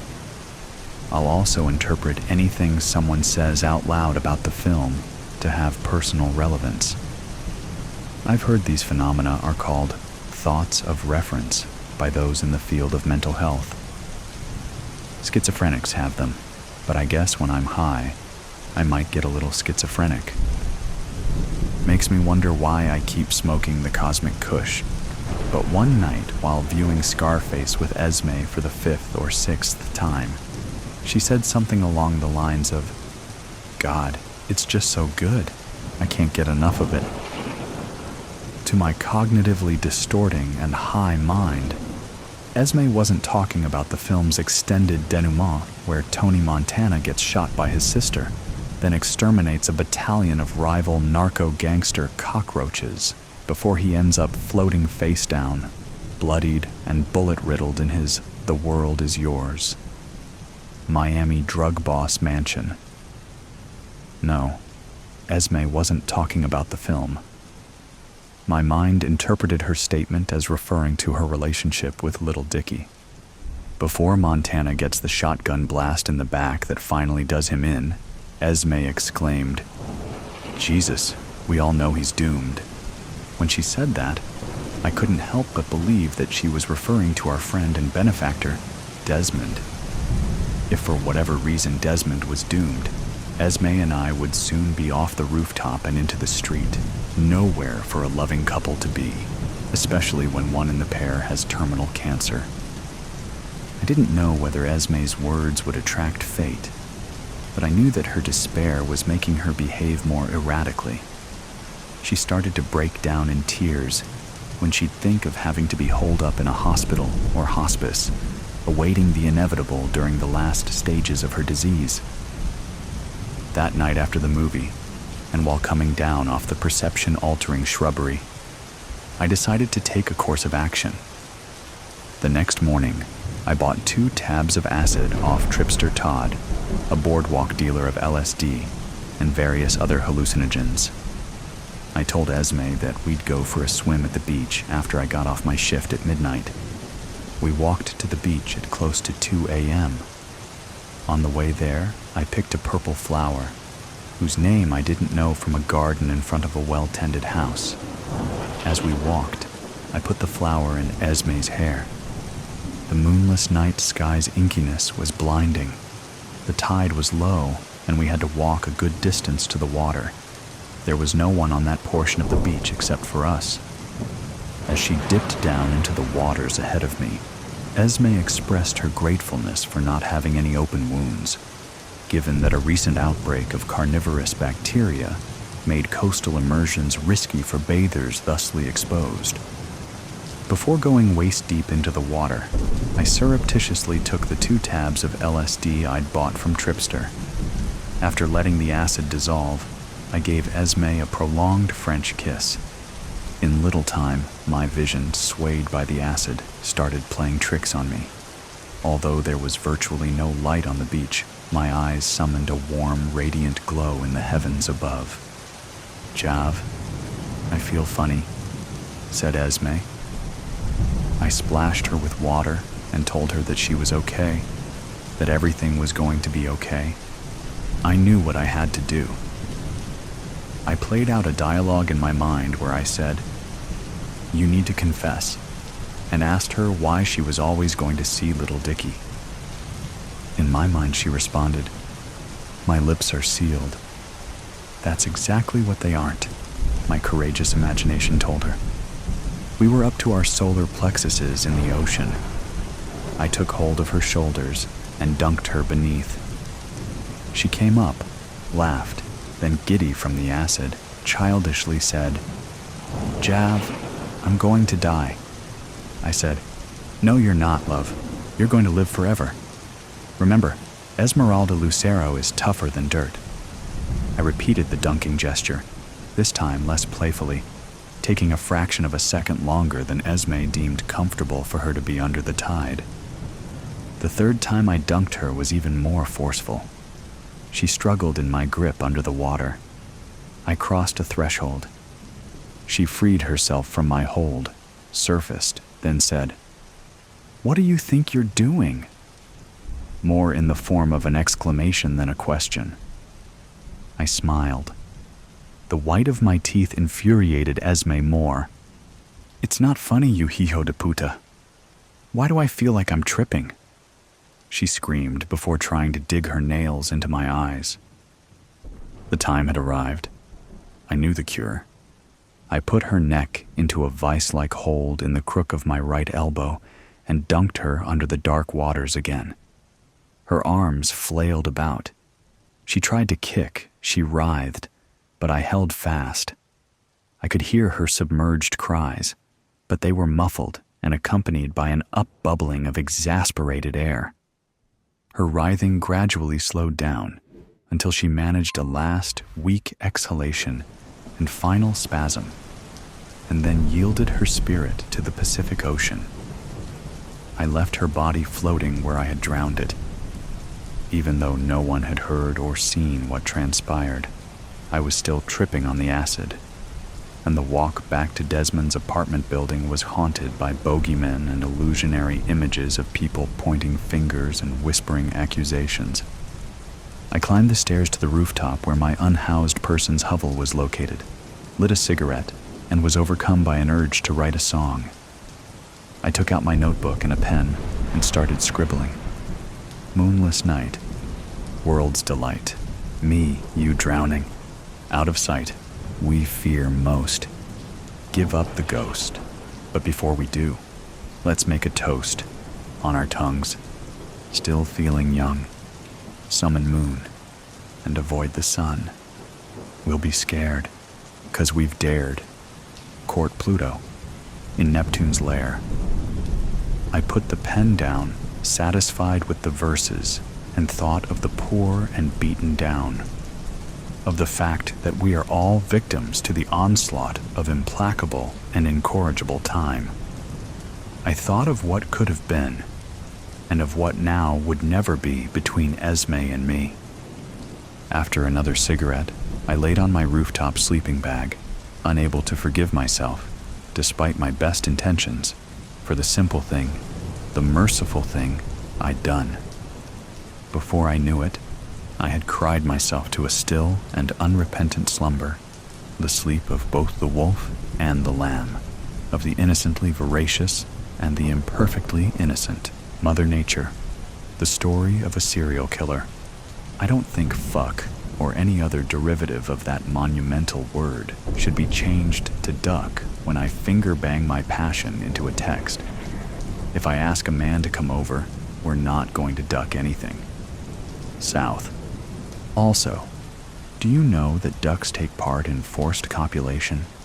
Biologists and other smartass types say that ducks waddle in a line because it makes them less susceptible to predators.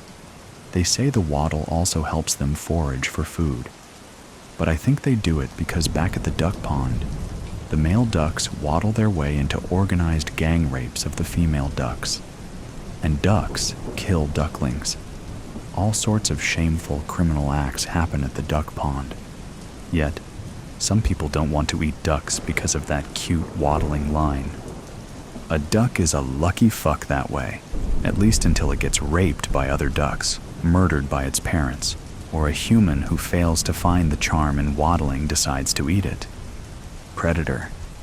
Prey. Another day. My cat loathes ducks, yet their rampages entertain her. We live in a gated community because I inherited a house here. This community created ponds throughout the neighborhood, filling them with ducks and, even worse, swans that patrol the streets like winged lunatics. Everywhere I look, there's a monster that wants to kill me. This cat I took in She struggled to rip off my face seconds after we met. Then I fed her, scratched her ears, cleaned her wounds, and slayed the fleas that tormented her. Put a heat lamp on the screened-in porch so she can watch the ducks and swans brutalize each other. She helps me too, in ways that challenge basic concepts regarding help. By the way, it's good to meet challenges head-on, but not head-first. My last hookup learned that the hard way, so avoid following self-help ideas about how you control every challenge that crosses your path. You control as much as some other entity lets you. Let me tell you how I got this cat. As I mentioned, she wanted to kill me. It began with her clawing my face, which led to the discovery of a dead man's hand. Star, don't let anyone tell you that crashing into a wall to avoid hitting a cliché in an alley equates to doing the right thing. It equates to pain, especially if the four-legged fucker waits to attack you after you exit the car. The cat I took in waited for me to get the car door open, then let me know who owned the alley. The pain of others engages the masses. They heard the surrender of steel, followed by shrieking, so they scurried across the alley from business back doors like rats scurrying across a dumpster. Several videoed me as I pulled each claw from my face and struggled to dodge fangs. As I fell to the ground, I saw one man rummaging through my glove compartment. The cat finally let go with a low growl and then ran under the car. That's when I noticed the hand hanging over the low wall of a parking garage. I wasn't the only one who noticed. "Oh my God, there's a hand over there!" someone shouted. I darted across the pavement on my hands and knees to avoid feet intent on trampling. My skin ripped and burned. I panted as the pain from the crash and the crawl began to clash. The click of heels against the ground offered a moment's reprieve from the sensation of being ripped apart. Curiosity commands the ability to subjugate fear. Victims learn this firsthand. Without this act, no one moves on. I peeled my face off the ground. A woman in black leather pants and a tight white tank loomed over me, accessories dripping off her like groupies made of gemstones. She looked like Tom of Finland drew her if he had been into women. "Your clothing is so beige, no one else can tell where your blouse ends and your trousers begin. But I see you," she said. "You're like those dangerous creatures that blend in with the leaves." "Lady, I just crashed my car. I just shredded my hands and knees to avoid being trampled. Unless you're here to help, fuck off back to your dungeon." I said I see you. I didn't say anything about helping you. Well, not in the usual way. I turned back to the car, and she loomed in front of me again, though I never saw her move. "I have more to say. You and that cat both play a vital role in the call. My call. You need to help each other, which helps me. You two are going to come to a mutual understanding somehow, some way." "We sure are," the cat said. And that is when I fainted. Star. When I regained consciousness, news stations were filming the parking garage, the alleyway, and the soulless man who boasted to me that he lasted longer than other men, something he learned at an orgy for retirees. I went back to spend time with him because he was my first kill. I wanted more memories with him, like a mother saying goodbye to her child at college if the mother thrives on blood and guts. But all I saw was his hand, the one that struggled to get the knife away from me after the coke-fueled fucking and drug-laced wine. Someone had moved his body from where I left it, but I recognized the ring that signified his happy marriage to a wife who understood his needs.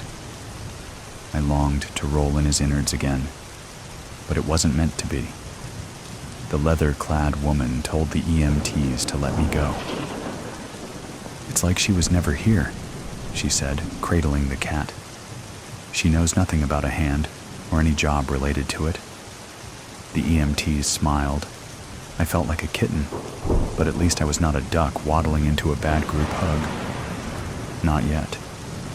Star, a cat's methods for slaughter command merit. She's one of many masters created to maintain balance.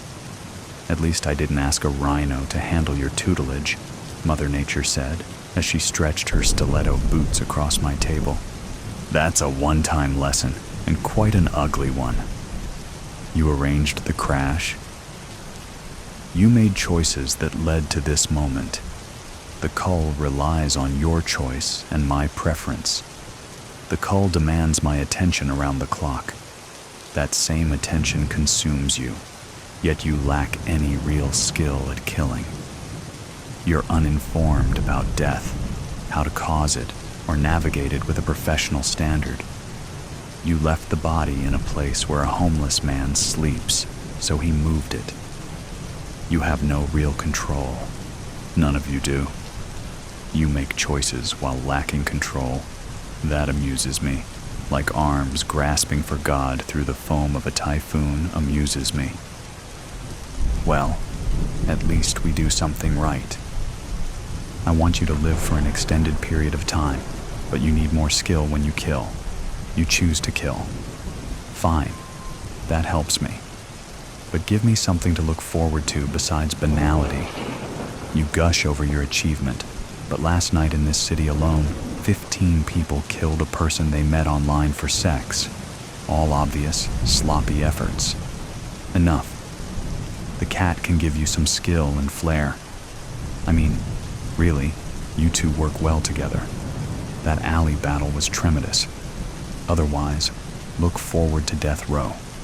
The cat can return to the alley. What's an extended period of time?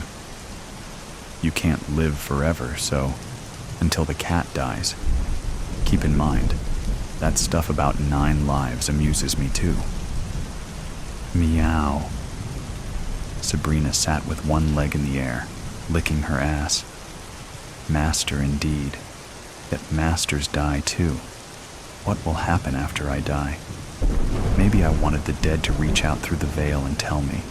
After all, I wanted to solve a big mystery for them in a way that impressed Mother Nature more than a typhoon drowning. I'm the one left salivating for knowledge in the dark, not them. Sabrina ceased licking and rubbed against my feet. We agreed to live together as predator and prey, though we both recognized the real predator in the room. Sabrina likes me to trap men like she traps mice, so she gave me a whole lesson on how to seduce prey with my walk. You mesmerize them with slink, she said, purring. Let them feel your kink vibration. Stop texting about ducks. Stop waddling like a duck before I actually place you in the pond with that second man. Mother Nature giving you a voice is the worst thing she's ever done. Where are the tuna treats? I want the whole bag this time. We each depend on the other to create balance for her and for you, robbing hookers. When the cab struck us, Mecca ricocheted off 7th Avenue South and died. Mecca was a stupid nickname for a first-generation Chinese guy from Queens. He always said that any woman would make the journey for his love. Even dead, he looked like a heart attack waiting to happen. Maybe he lost control of the motorcycle because of a heart attack. Overeaters should not be getaway drivers. A siren wailed. There's always a siren in the city. But Mecca was past that siren's help, and me, I didn't want it. I picked up the bag and limped toward the Bowery. Star. At home, I sat by an open window, swatting gnats and biting my tongue as rubbing alcohol seeped into the gashes on my knees. Garbage wafted in the breeze.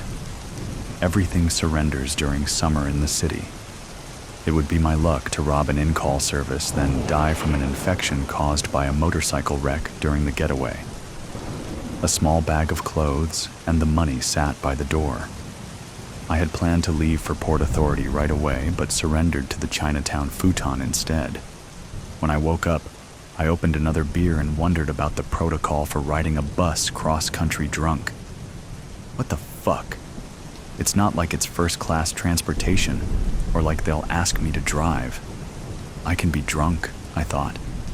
But I definitely needed to shower because I'd kill anyone who sat next to me on a bus smelling like I smelled. Jesus Christ. Heading west is always such a big deal. Seems like no one ever heads west without someone dying, I thought. I still think that. Mecca drove like a maniac the first night we met at a bar in the East Village. I needed someone to buy me drinks. He said he'd buy me dinner too.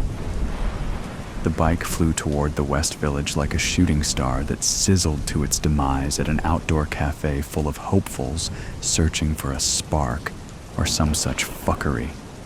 He slurped a lot of fettuccine. I sipped a lot of Chianti. You were a Soho boomer? I couldn't care less, really I couldn't. But he was buying, so I pretended to care. Yeah, a loft baby. My parents own a laundromat in Flushing, and they gave me money to invest in a .com, which went under. Then they gave me money to open a skate shop in the East Village. It's high roller. I ball. You skate? Fuck no, but I don't have to. I just have to make sure others do. What does your beautiful self do all day? Temperature. As a receptionist mostly. I cater sometimes. I studied art, painting and drawing. A few years ago, I was featured as part of a new artists show at a gallery. No one bought anything. Then 9/11ths, the gallery closed. Hey, maybe you can draw some designs for the shop. You sure you're not hungry? Eating kept me from getting sloppy drunk and forgetting. I raised my glass. To not eating. He pointed his fork. Sauce splattered my nose. You need to paint and shit. Be an artist and shit. Let's make you one and shit. Star. A few months later, his shop closed. Temp jobs ceased. It was the second September 11th death toll. Mecca, a baller no more, depended on family money to survive while buying me groceries, carrying the bags up 6 flights while I rearranged cabinets to make room for all the things he liked to eat while hanging out at my place. You like these? God, oh God, I love the creamy center. Have one, he said, ripping open a plastic-wrapped cake with his teeth. I shook my head. Not eating meant not keeping up with time or when I last left the apartment. No work meant no reason to leave. After 97 years in New York City, the insurance office where I temped succumbed to 2 planes that didn't hit it. Catering dried up. I wondered if there was somewhere else and wondered how long until the rest of the country wondered if there was somewhere else. Everyone said it was all Bush's fault, but he didn't have enough sense for it to be all his fault. The world wanted to blow us up. Someone blow me up, I thought. I just wanted to disappear more than anything. I was so far behind on rent, I didn't think winning the lottery could pay it off. Mecca went to the bathroom. I opened the window. Outside, restaurant supply and lighting stores floundered alongside bars in the wild frontier remnants of Bowery bums and SROs. In the 1700s, the Bowery sprawled with green. Giant bugs swam through the marshland. Natives hunted. Europeans came to see what's what. Natives became red. Europeans became white. Everyone saw the colors of the faces instead of the colors of the land. The swamps dried up and the buildings built up. People died. People were born. They died. Bugs survived. I flicked one into the frontier. A little girl looked up and flipped me off. Mecca approached from behind, sniffing my hair. I moved to the futon. He got another cake. Hey, so, do you remember how I told you that sometimes I go to that place in Midtown? Well, I talked to the owner. She needs help and you need rent. Help at the poker game? Like serving drinks? Or dealing cards? Yeah, well, funny thing is, there's no poker. It's pussy. It's an in-call service. My laughter offended Mecca. It's not funny. Sorry. I never realized you were that lonely. He shrugged. It's not loneliness. It's convenience. You keep turning me down and you know a man like me has needs. Don't piss me off. I just bought you groceries and gave you money and didn't even ask you to jerk it or anything. Right. I should be thankful. It's in a big duplex-style apartment on the first floor of a gated brownstone. Very safe. She needs someone to book clients. You're a receptionist, so why not? Oh, yes, well, I moved here to be a receptionist, you know. Everyone knows artists need day jobs before hitting it big, and you'd only work a few shifts a week. The rest of your days are free to paint. The money's great. You can buy art supplies. All the girls tip the bookers. Some of the clients do too. I do. Just meet the owner. So I did. Star. 2 days later, I met Tiffany's diamond at a Mexican place in Hell's Kitchen. Her skin reminded me of an avocado. She spewed guacamole when she spoke, which was often. You know how it is. Us career women can't trust small-time bitches with the books, plus we gotta watch our men.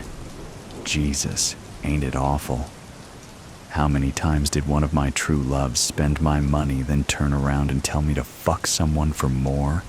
Glad I run things now. I really did not have a reply for that, so sipped my beer, hoping a nod and a smile sufficed. Cops and politicians are some of my best clients. I have top-notch security, too. You'll be safe.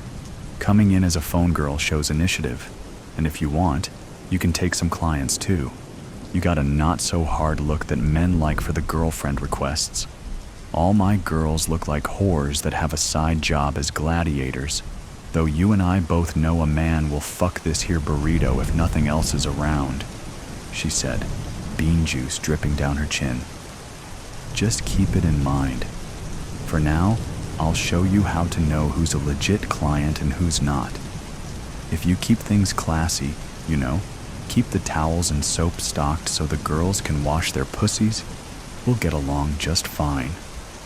She smiled, trying to use one of the tortilla chips as a toothpick, then ate it. That might be the moment I decided that I hated her.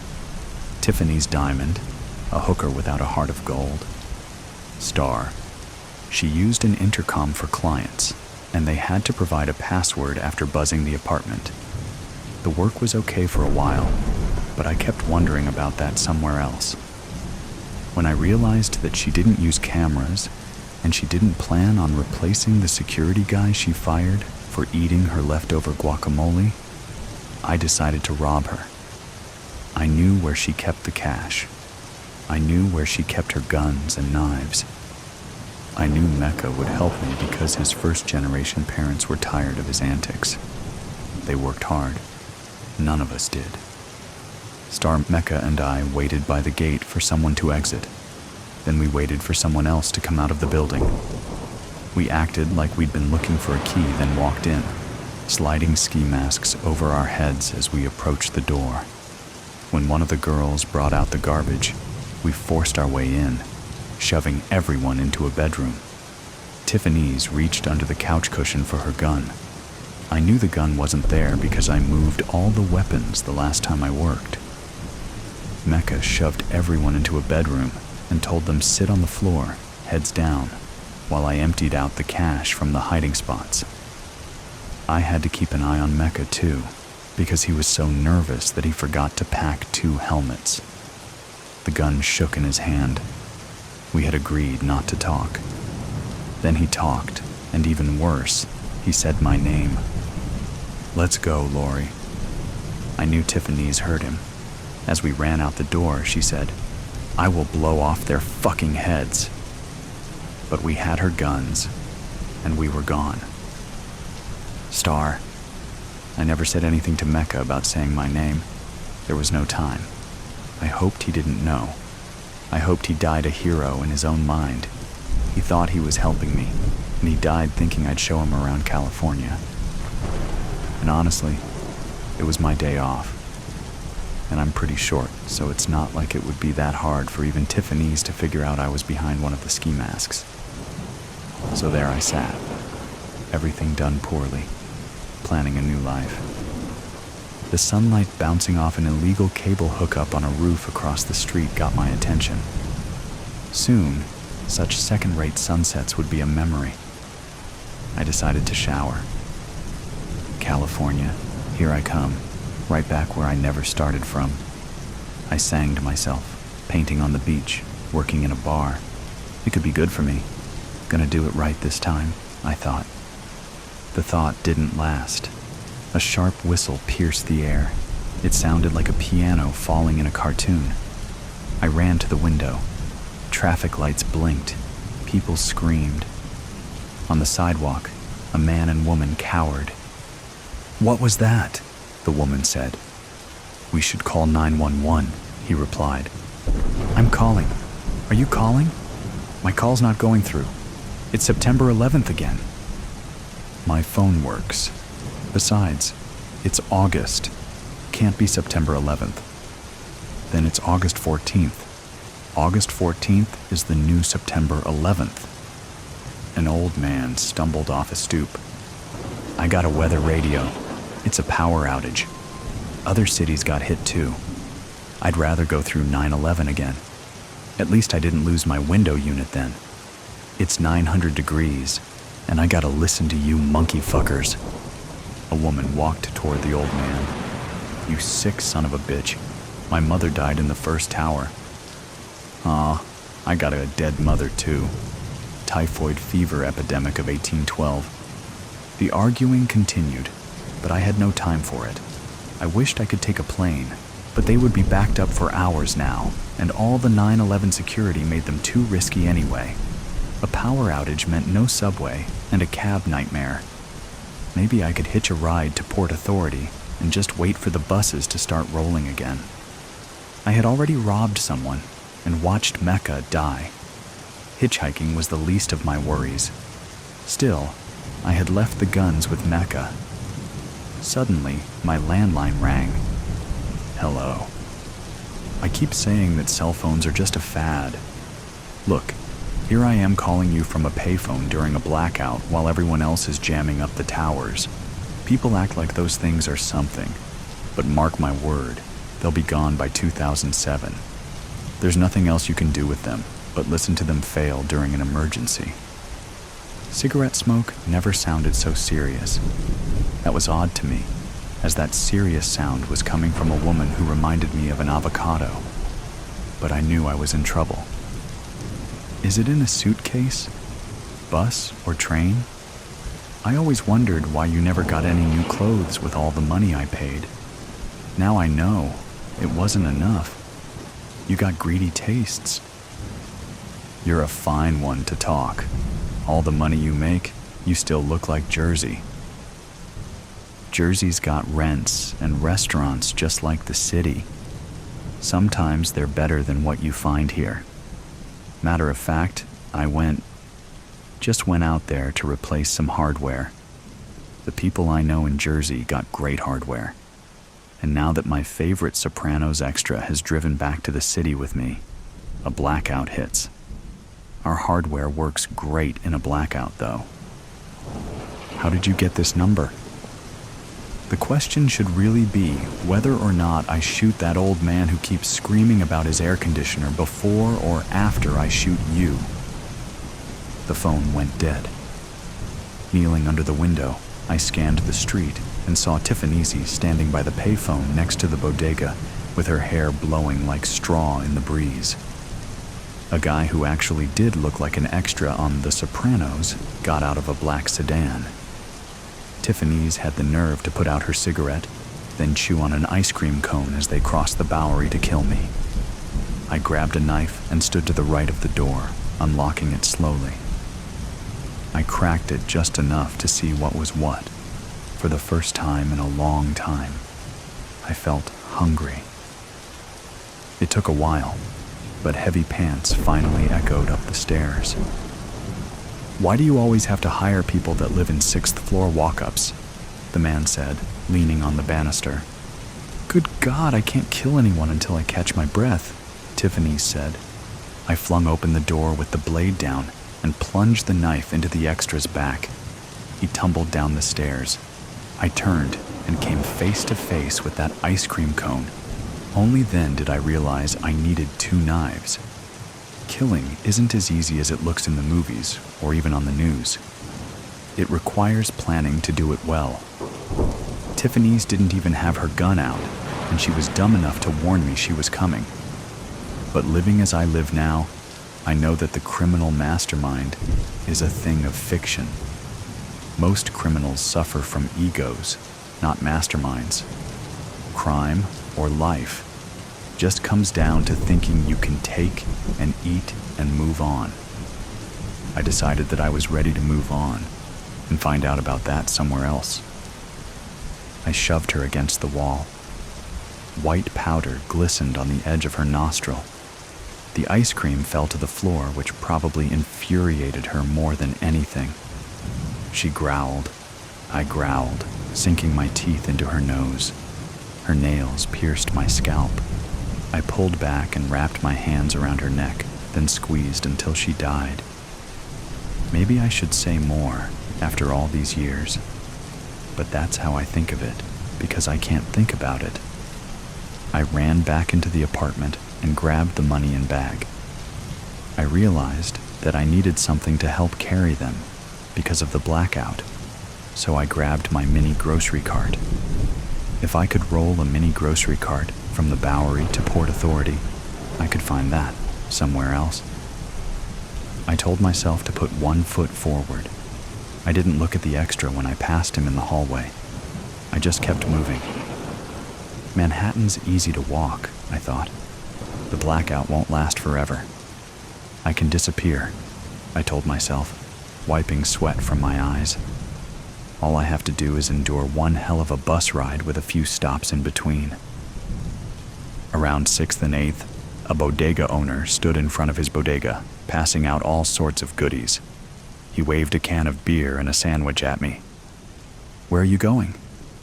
I'm disappearing, I said. How wonderful for you. Here, you have to take something. I can't run the register or anything. Just take it. Other bodega owners did the same thing, so when the buses started rolling again, I did ride drunk. I managed to disappear from everyone but myself. I have moved so many times, looking for some place. Wherever I go, I waft in with a look like a girlfriend and leave a stench like garbage. Found you. Grandma is dying, but she has lived a long and good life. At the age of 97, she was in remarkably good shape until a cancer diagnosis 3 months ago. She made it clear from the start that she didn't want to fight it. No chemo, no radiation, no surgeries. Just keep me comfortable and let me die in my own home, was all she asked. My sister, Lori, and I were supposed to be taking turns staying with her in her house, but Lori works a lot. I am basically staying here full time.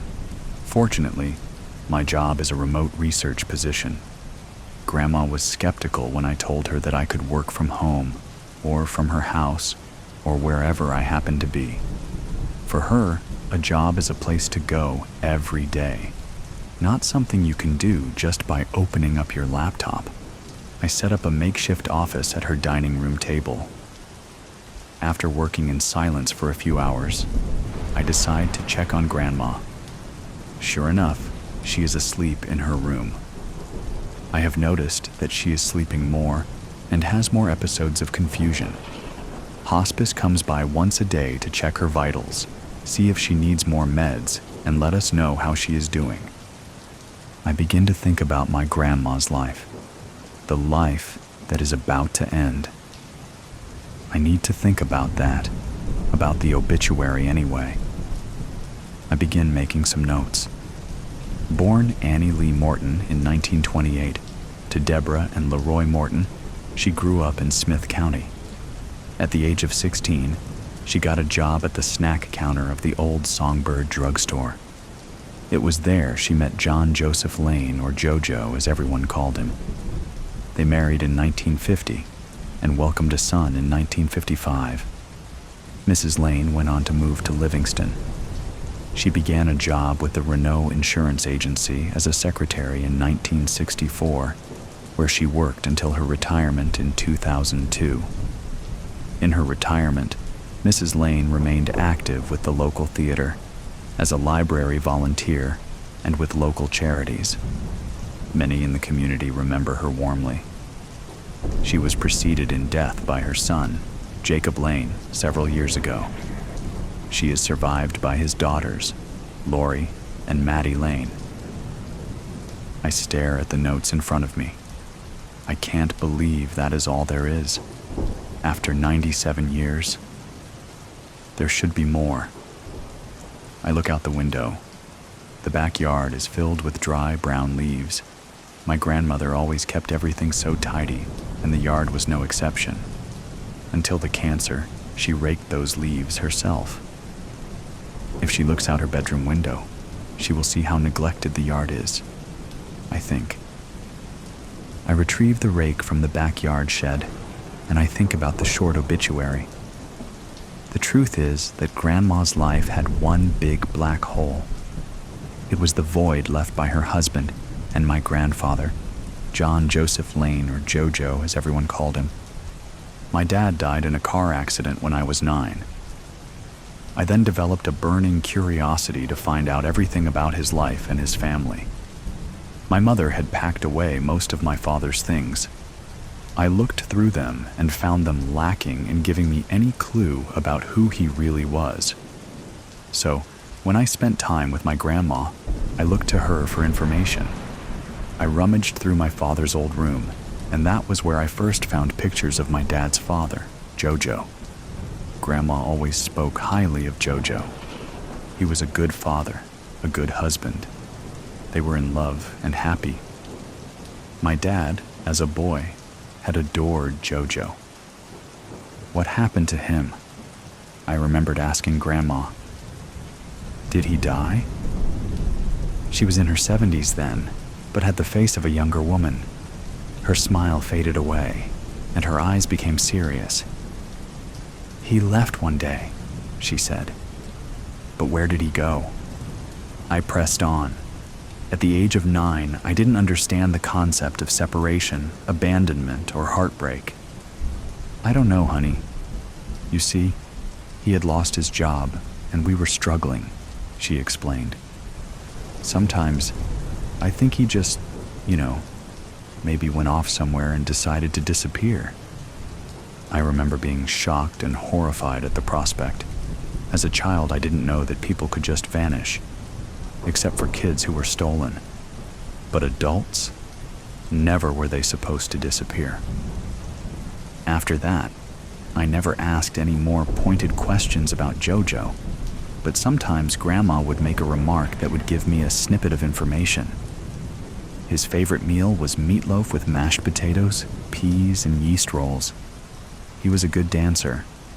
When my grandma was pregnant, Jojo knew it was going to be a boy. He was so excited to have a son. Then he left when my dad was 8 years old. It made no sense. I had asked my mom about the whole situation later on. She just shrugged. According to my dad, he fell asleep one night, and the next morning Jojo was gone. I think of this as I rake the leaves into piles. I start at the perimeter of the yard, and I am working my way to the center. I am out of shape, and am starting to sweat in spite of the cool temperature. One last drag of the rake across the ground, and I am going to go in and rest. I cannot believe my 97-year-old grandmother raked these leaves. My thoughts are interrupted when I realize that the rake is stuck on something. I can't seem to pull it toward me, so I lift it up, and that is when I see that the rake is tangled with a leather strap. Bending down, pushing the leaves and grass away, I realize that the strap is connected to something that is buried. I pull harder on the strap, and I feel something give way. but it is deep. Retrieving a small garden trowel from the shed, I dig until I can make out the top of a leather bag. After a few minutes of pulling and digging, I get the item out. It is an old leather purse, stiff, scratched and caked with mud.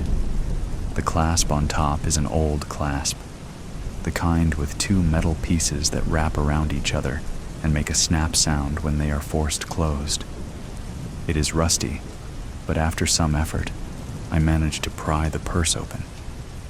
Looking down into the black plastic lining, I see that the purse is empty, except for a bundle wrapped in wax paper. The paper is brittle when I unfold it. Inside, I find a large brown stained envelope, and within it another smaller envelope. I open it to find even more wax paper, and finally a thick bundle of folded notebook paper tied with string. I untie the string and open the paper. It seems to be a letter of some kind. The first page has only one sentence. "Dear Jojo, I am so sorry," is written in my grandma's precise cursive script. At that moment, I hear a car pull into the driveway in front of the house. The hospice aide is here. I feel panicked. I go into the house, stopping in the kitchen. For some reason, I feel as if no one should see me with these papers. I tuck everything underneath the kitchen sink before I open the front door to greet the hospice aide. Grandma wakes when we enter her bedroom. She is confused when she sees the aide put the blood pressure cuff around her upper arm. "What are you doing?" she snaps at the aide. The aide's name tag says Lavana. She smiles at my grandma. "I'm just checking on you, Miss Lane, just kicking the tires and looking under the hood." My grandma laughs. "I think my transmission is going," she says. We all laugh. "Maybe so, but your motor is still running, Grandma," I tell her. After Lavana has left, I put on the kettle and take some warm chamomile tea up to the bedroom, but Grandma has already gone back to sleep. It won't be long now, I think. I pull the papers out from under the sink. I look at that first page again. "Dear Jojo, I am so sorry." I flip to the page to read on. My grandmother's handwriting was unmistakable. Date: Monday, November 25th, 1963. Jojo, you are gone. I know where you are, and I cannot tell anyone, and I cannot keep it in. So I will tell the pages. Only the pages will know. I will write this. I will bury it deep, deep in the ground, deep in me. Jojo lost his job 3 months ago. He was working for Wilhelm's Furniture.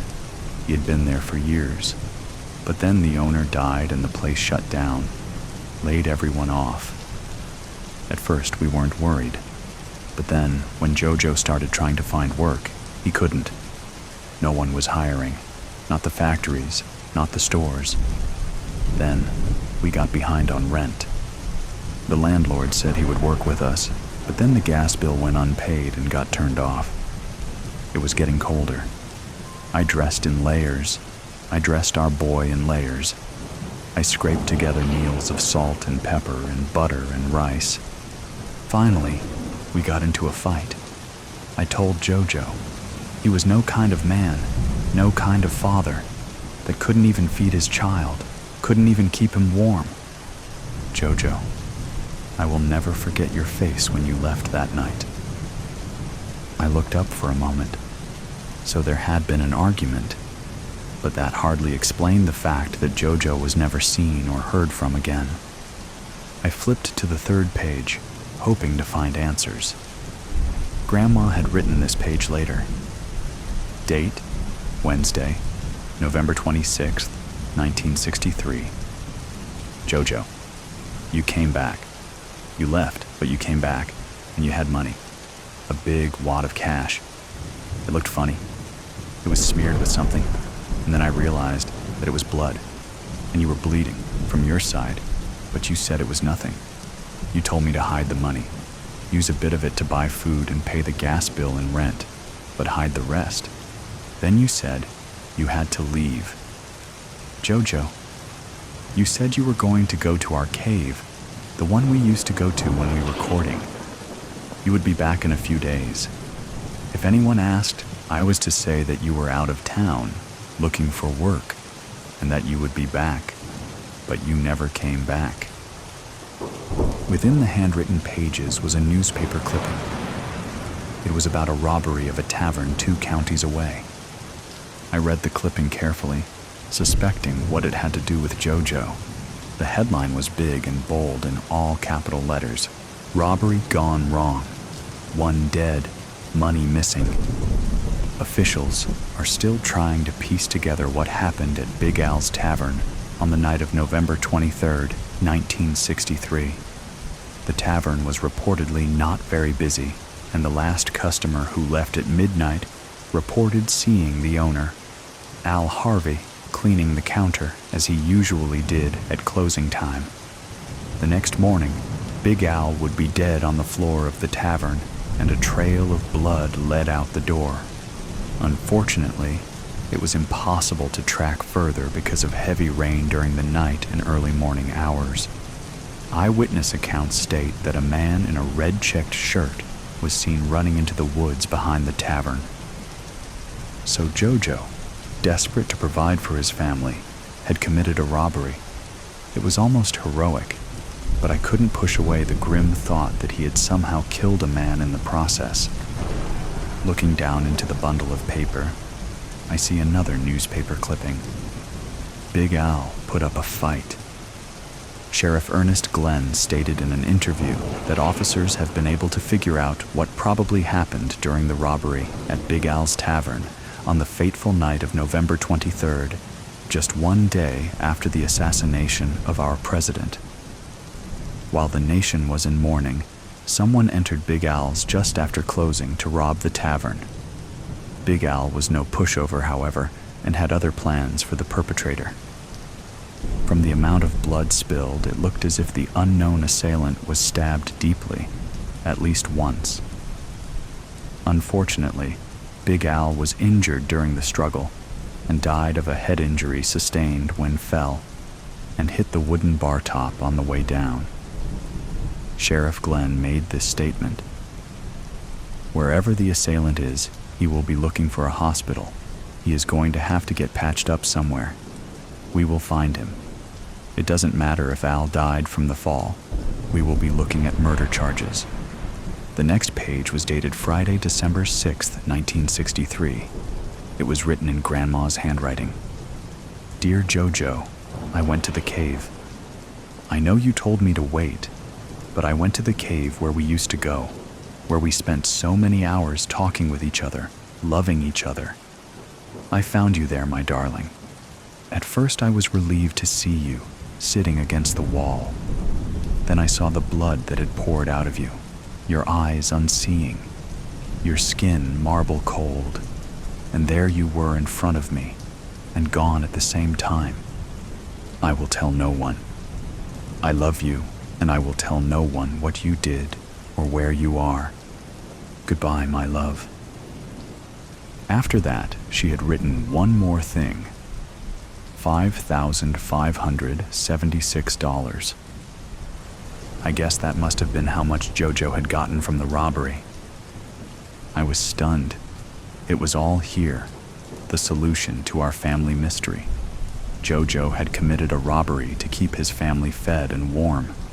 A fight between him and owner of the business ensued. JoJo was seriously injured. The other man was killed in the struggle. JoJo managed to make it home, give Grandma the money, and take refuge in a cave, where he died of his injuries.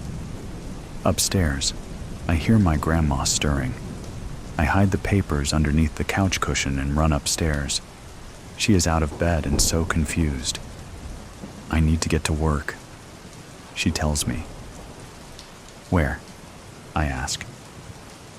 She is impatient with me. "The drugstore, silly. Who are you anyway?" "I'm your granddaughter, Maddie," I answer. She laughs. "I don't have a granddaughter. I'm only 18. I realize that her mind is somewhere back in time, before the tragedy of JoJo. Do you have a boyfriend? I ask slyly. Grandma smiles again. His name is Jojo. He is so handsome. He takes me courting in the cave behind the old Myers farm sometimes. We can be alone there. Then the smile fades. Where am I? She asks. I tell her she is home and I help her back to the bed. That is the last time she speaks. Grandma dies the next night. I hide the letters at my own apartment and never tell anyone about them. It took me a few days looking through old property records to figure out where the old Myers farm had been. A mall sits there now, but it is long since closed and abandoned. The woods behind it are still intact. I waited for the weather to warm up and decided to hike out there. I found the cave. There was graffiti and a bit of trash near the entrance. Inside, it was dark and cool. It went deep into the side of the mountain. I had brought a long spool of fishing line, attached it to a tree outside, and unwound it as I walked deeper into the dark abyss. I didn't know how big it was, and I didn't want to lose my way. I moved my flashlight through the dark, and when I saw nothing, I kept walking. Then I noticed a shaft of sunlight coming through a crack in the rocks. I walked toward this light and found myself in a separate chamber. At first I thought it was empty too. Then I spotted the still human figure sitting propped against a large boulder. The bones of Jojo Lane still sit. He still wears the black cowboy boots, the blue jeans, and red checked button-up shirt he put on one morning in November of 1963. The skull grins and a skeletal hand is reaching out toward me. I kneel and look at the empty eye sockets.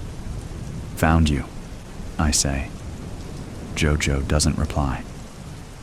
I sit with my grandfather for a while. The cave is still. The sunlight begins to fade. I reach over to hold the skeletal hand. I think long and hard what to do. Should I alert the police? Should I make an anonymous report? Should I tell my sister and my mom? Then I realize I don't have to decide today. He has been here for decades. A few more years won't hurt. I will leave him alone for now. As I rise from the floor of the cave, I can almost feel him looking at me. I turn around, half expecting him to animate, to tell me not to go yet. The skeleton still sits, expecting nothing, asking nothing. I tell Jojo goodbye and turn to follow my fishing line through the dark cave and back into the present, leaving Jojo to sit where the past had left him, the Breakfast Murder Club. A hush fell upon the gathering at the large clover-shaped mansion that Lucky the Lucky Charms leprechaun lived in.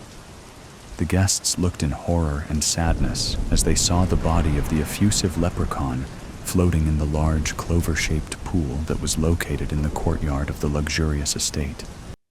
Tony the Tiger, Toucan Sam, Count Chocula, Frankenberry, Buzz the Honey Nut Cheerios Bee, and Snap, Crackle, and Pop all stood silently staring at the corpse.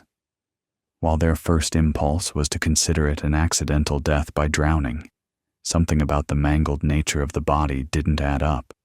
Casting even further doubt on the death by drowning theory was the large metal blade protruding from Lucky's back, with blood flowing freely out of the wound and into the pool water. After a long and agonizing silence, Buzz was the first to speak. "Looks like we got ourselves a serial killer on our hands," he giggled. "Buzz, that's not fucking funny," Crackle yelled at the floating bee. "We have to figure out who did this." "Can we make sure he's really dead?" Snap inquired. "I mean, we don't know for sure, do we?" "I don't think he's alive." Toucan Sam flew over the pool to examine the corpse from above. "He's not breathing." He flew back to his room and retrieved a large life preserver shaped like a red Fruit Loop, then tossed it into the pool next to Lucky. But there was no movement from the leprechaun. "Come on, Lucky." The body still did not stir. "He's dead," Tony lamented. "But who would want to kill Lucky?" Count Chocula asked. "Lucky didn't have an enemy in the world." "Well, that's not totally true." Pop shook his head. "I can think of a few people who would have wanted to do away with Lucky." "Like who?" Frankenberry asked as he retrieved a pool skimmer and attempted to push Lucky's body toward the side of the pool for retrieval. "Well, for starters, how about his children? Lucky had quite an estate and lots of estranged children thanks to his fondness for Irish hookers. Those kids always chasing him in the commercials? They were his own offspring. They were always after his lucky child support payments." "Yes, Lucky was loaded," Buzz blurted out. "He had it all. Cash, stocks and bonds, Bitcoin and doubloons, pots of gold, Swiss bank accounts, and real estate investment boons." "But I didn't see any kids come into this house today," Sam interjected. "Or anyone else, for that matter." He paused. "Let's face it. One of us is the killer." The rest of the mascots stood silent for a moment. Finally, Snap ventured a comment. "So, which one of us would have had a motive to kill Lucky? We were all his friends, his most trusted buddies. We've all been through thick and thin together. Whether we work for Kellogg's or General Mills, we've all had the same goal of selling the world's children onto delicious, sugary cereal, so they don't end up with that bland, nutritious oatmeal their parents want them to eat. How could any of us stoop to something like this?" "Well, there's one mascot here I think could have done this," Sam proposed. He pointed at the Frosted Flakes guru. "Tony. He's had it in for the beloved leprechaun for a long time." "Hey, I wouldn't kill anybody," Tony protested. "Oh, you wouldn't." Frankenberry sneered at the large cartoon tiger. "Like you didn't make your displeasure known about Lucky's Asian safaris that you claim are decimating your kind, especially with your criminal history. Remember all those game hunters they found outside your house?" "Those maulings were expunged from my record." Tony frantically tried to steer the accusations elsewhere. "It was probably the toucanon who did it." "That's right," Buzz agreed. "Remember, Sam, how you threatened Lucky on social media and you had to put out a public apology before Kellogg's would let you appear in commercials again?" Sam leapt to his own defense. "Well, he was nasty to me, too. He said that Fruit Loops were nothing more than gay Cheerios. He should have been kicked off of Twitter, too." "He's guilty," Tony exclaimed as the other mascots took a harsh eye to the toucan. "Tony," Pop yelled at the tiger, "this isn't one of your stupid commercials. Why do you always talk like that?" I had a stroke," Tony declared. "This is a total witch hunt," Sam screamed. "If I killed Lucky, you think I'd just leave his body in the pool for everyone to find? I'm a fucking bird. I could easily take him anywhere to dispose of the evidence." He looked around at his accusers. "It was probably Chocula. Lucky had the goods on him, and the Count knew it." The crowd gasped, turning to the chocolatey vampire, who backed away slowly from all of them, except for his ward, Frankenberry. "I don't know what you're talking about. I did not do anything. Lucky did not have anything on me." "Oh yeah?" Sam sneered at the Count. "You knew that Lucky knew about your holdings in cocoa production companies operating in West Africa. Lucky knew that you were profiteering from child slave labor, using children to produce the chocolate used in your cereal. He was going to go to the papers about it, and he also knew about your little dalliances with European figures of royalty and your alleged ties to murderous East European strongmen like Vlad the Impaler and Ivan the Terrible. But what really made Lucky decide to come clean with everything he knew about you was a laptop he found in your castle, proving your involvement with Russia's invasion of Ukraine. You, sir, have a long and very bloody history, and Lucky was about to blow it all up for the world to see. That is why you killed him." "You seriously did all of that?" Snap gaped at Chocula. "You should take a good hard look in whatever it is you vampires use instead of a mirror." "I did not kill Lucky," the Count vigorously declared. "And all that stuff is also a lie. Lucky vanted to frame me because I was always his biggest competition for cereals with marshmallows shaped like weird crap in them." "I think we need to examine where the three little elves stand with all this," Frankenberry said. "Snap, crackle, and pop.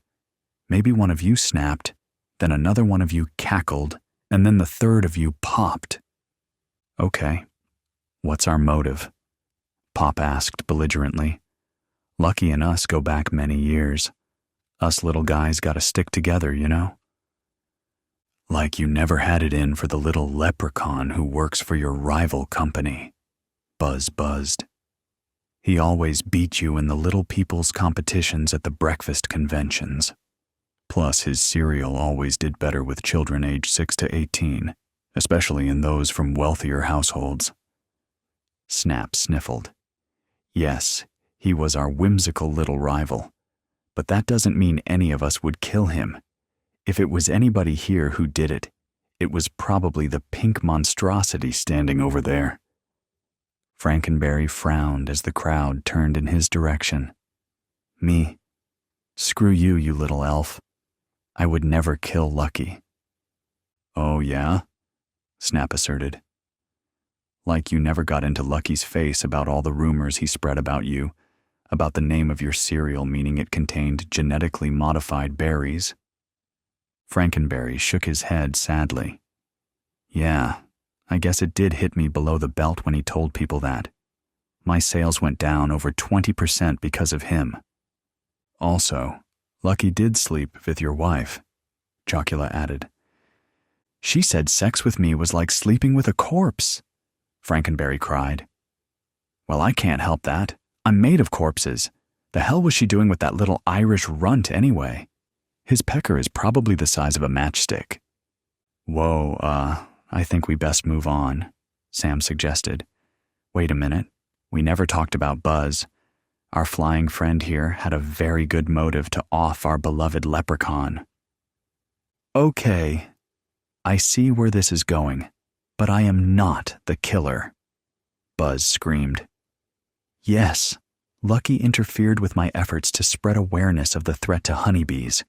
He'd go around saying horrible things about my people, that we're all dangerous, invasive species who sting people for fun. He kept showing everyone that damn Wu-Tang Clan video where the killer bees attack New York. He even tried to convince Michael Bay to produce an action horror movie called Night of the Bumblebees, all because my cereal beats his among the 18 to 34 female demographic." "That's not the only reason," Sam insisted. "It's well known in the industry that Lucky also encouraged the worker bees in your hives to unionize. Apparently, work conditions at your company are so bad that many of your employees have jumped ship to work for Amazon and Walmart. I mean, God forbid you provide your employees with full dental." "What the hell do my bees need dental for?" Buzz countered. "They don't even have teeth." "Okay, enough," Crackle yelled. "This isn't getting us anywhere. It's clear that almost all of us had a motive to kill Lucky, but obviously only one of us actually did it. We have to start looking for clues. We need to check any video surveillance of the pool, examine Lucky's wounds, get an autopsy done, anything that might clue us in on how and when he died, and who was with him when he expired." No sooner did he finish talking than all the lights went out. The courtyard area was suddenly shrouded in darkness, with none of the mascots being able to see anything, despite some of them normally having excellent night vision. Then, only moments later, the lights came back on as quickly as they turned off. Everyone shrieked in horror as they saw Crackle laying on the ground, covered in blood and not moving. "Crackle!" Snap screamed. "Who did this to you?" "The killer has struck again!" Tony exclaimed. "We have to find out who did this," Toucan yelled. "Everyone, follow my nose and stick together." Suddenly, a voice was heard from inside the house. "Ahem, everyone. If you'll turn your attention to me, I think I know the solution to this perplexing mystery." The gathering turned their heads to see the newcomer, Captain Crunch, emerge from the mansion and into the pool yard. "Captain!" Pop cheered. "What are you doing here?" "I came here earlier, saw what happened, and have been investigating the house ever since," the captain chuckled. "I've become quite adept at sleuthing ever since my court-martial from the Navy forced me into early retirement." "So, who was the killer?" Frankenberry asked. "And was it the same person who murdered Crackle just now?" Crunch took a whiff from his pipe. "Just calm down, and I will explain everything. First, here is an explanation of how it might have happened." How it might have happened. "Tony did it," the captain announced, pointing at the shocked tiger in a fit of rage. Earlier today, he and Lucky were out by the poolside bar making chit-chat, and the conversation turned to health and nutrition.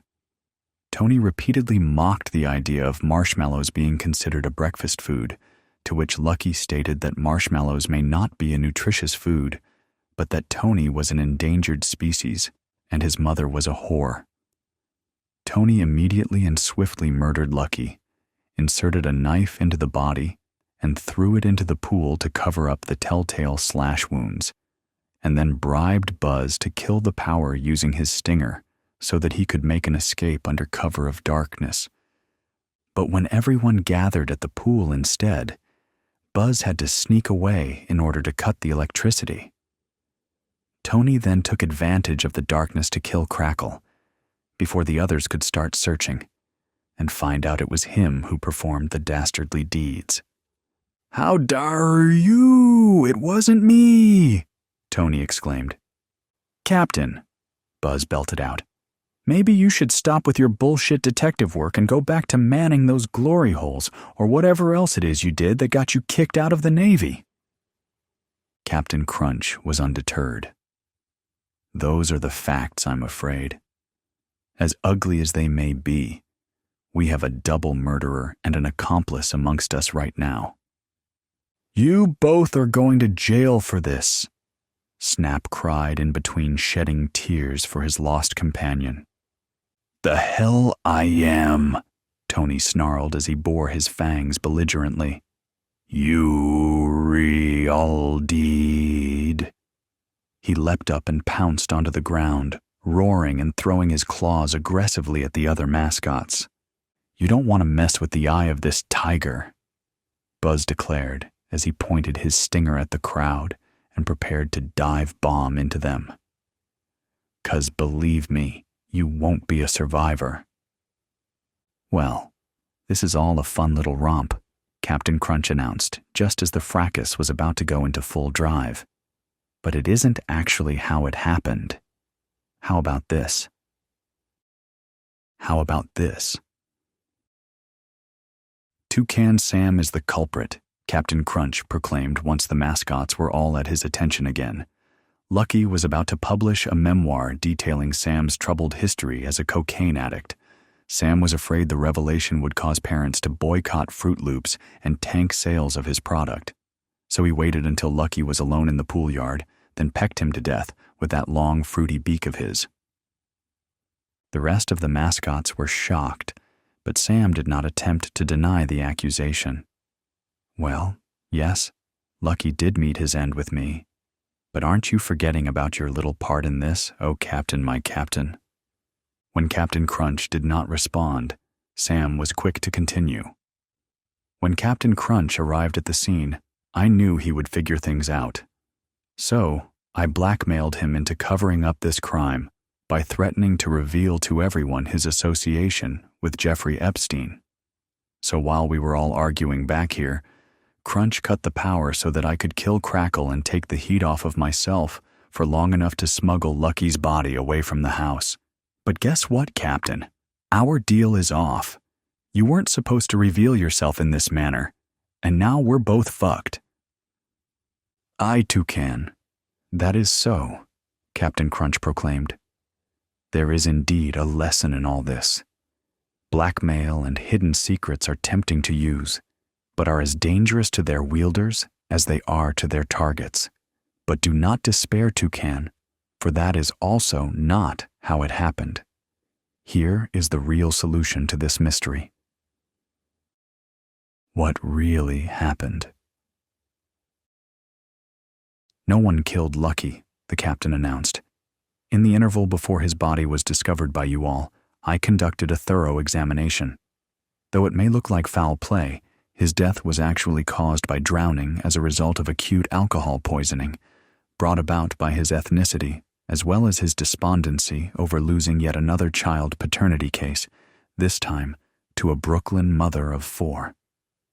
The rest of the serial mascots murmured. But then why was the body still in the pool, with the knife in his back, when we found him? Frankenberry asked. Suddenly Crackle rose to his feet, brushing himself off as he laughed. Thank the captain's cunning for that one. He cackled as Captain Crunch glared at him with eyes wide open. Crackle, what the hell, man? You totally stuck the knife in my back. Give it a rest, Cap. You did that yourself. Crackle started licking up the ketchup he had covered himself with as part of the ruse. After the autopsy, Captain Crunch put the knife in Lucky's back and threw it into the pool to make the scene look like murder, sullying the reputation of the other serial mascots enough to make people forget about his court-martial, which was hurting sales of Crunch Berries. I was in on the scheme as well, because he promised to help me convince the bigwigs at Kellogg's to bring back Rice Krispie Treats cereal, which we all know was the bomb. So I faked my death in order to make it look like a double homicide and allow Captain to declare himself a hero for solving the mystery. Plus, it would have allowed me to cash in on a very lucrative life insurance policy once I resurfaced under the brand name Rice Titties, the world's first pornographic cereal. Then why did you just blow it all right now? The captain seethed. You and I were going to be rich beyond our wildest dreams. I had second thoughts lying down here just now. I realized that no one really wants boobs in their breakfast cereal. Crackle shrugged. So sue me. The rest of the mascots simply stood in silence for a moment. Captain Crunch decided to slip away quietly, to which no one else took notice. As the evening turned into full-on nighttime, they still stood in the pool yard without making a sound. Well, Buzz finally said, anyone want to go over to the Trix Rabbit's house? He texted me that he just made some brownies that are very much not for kids.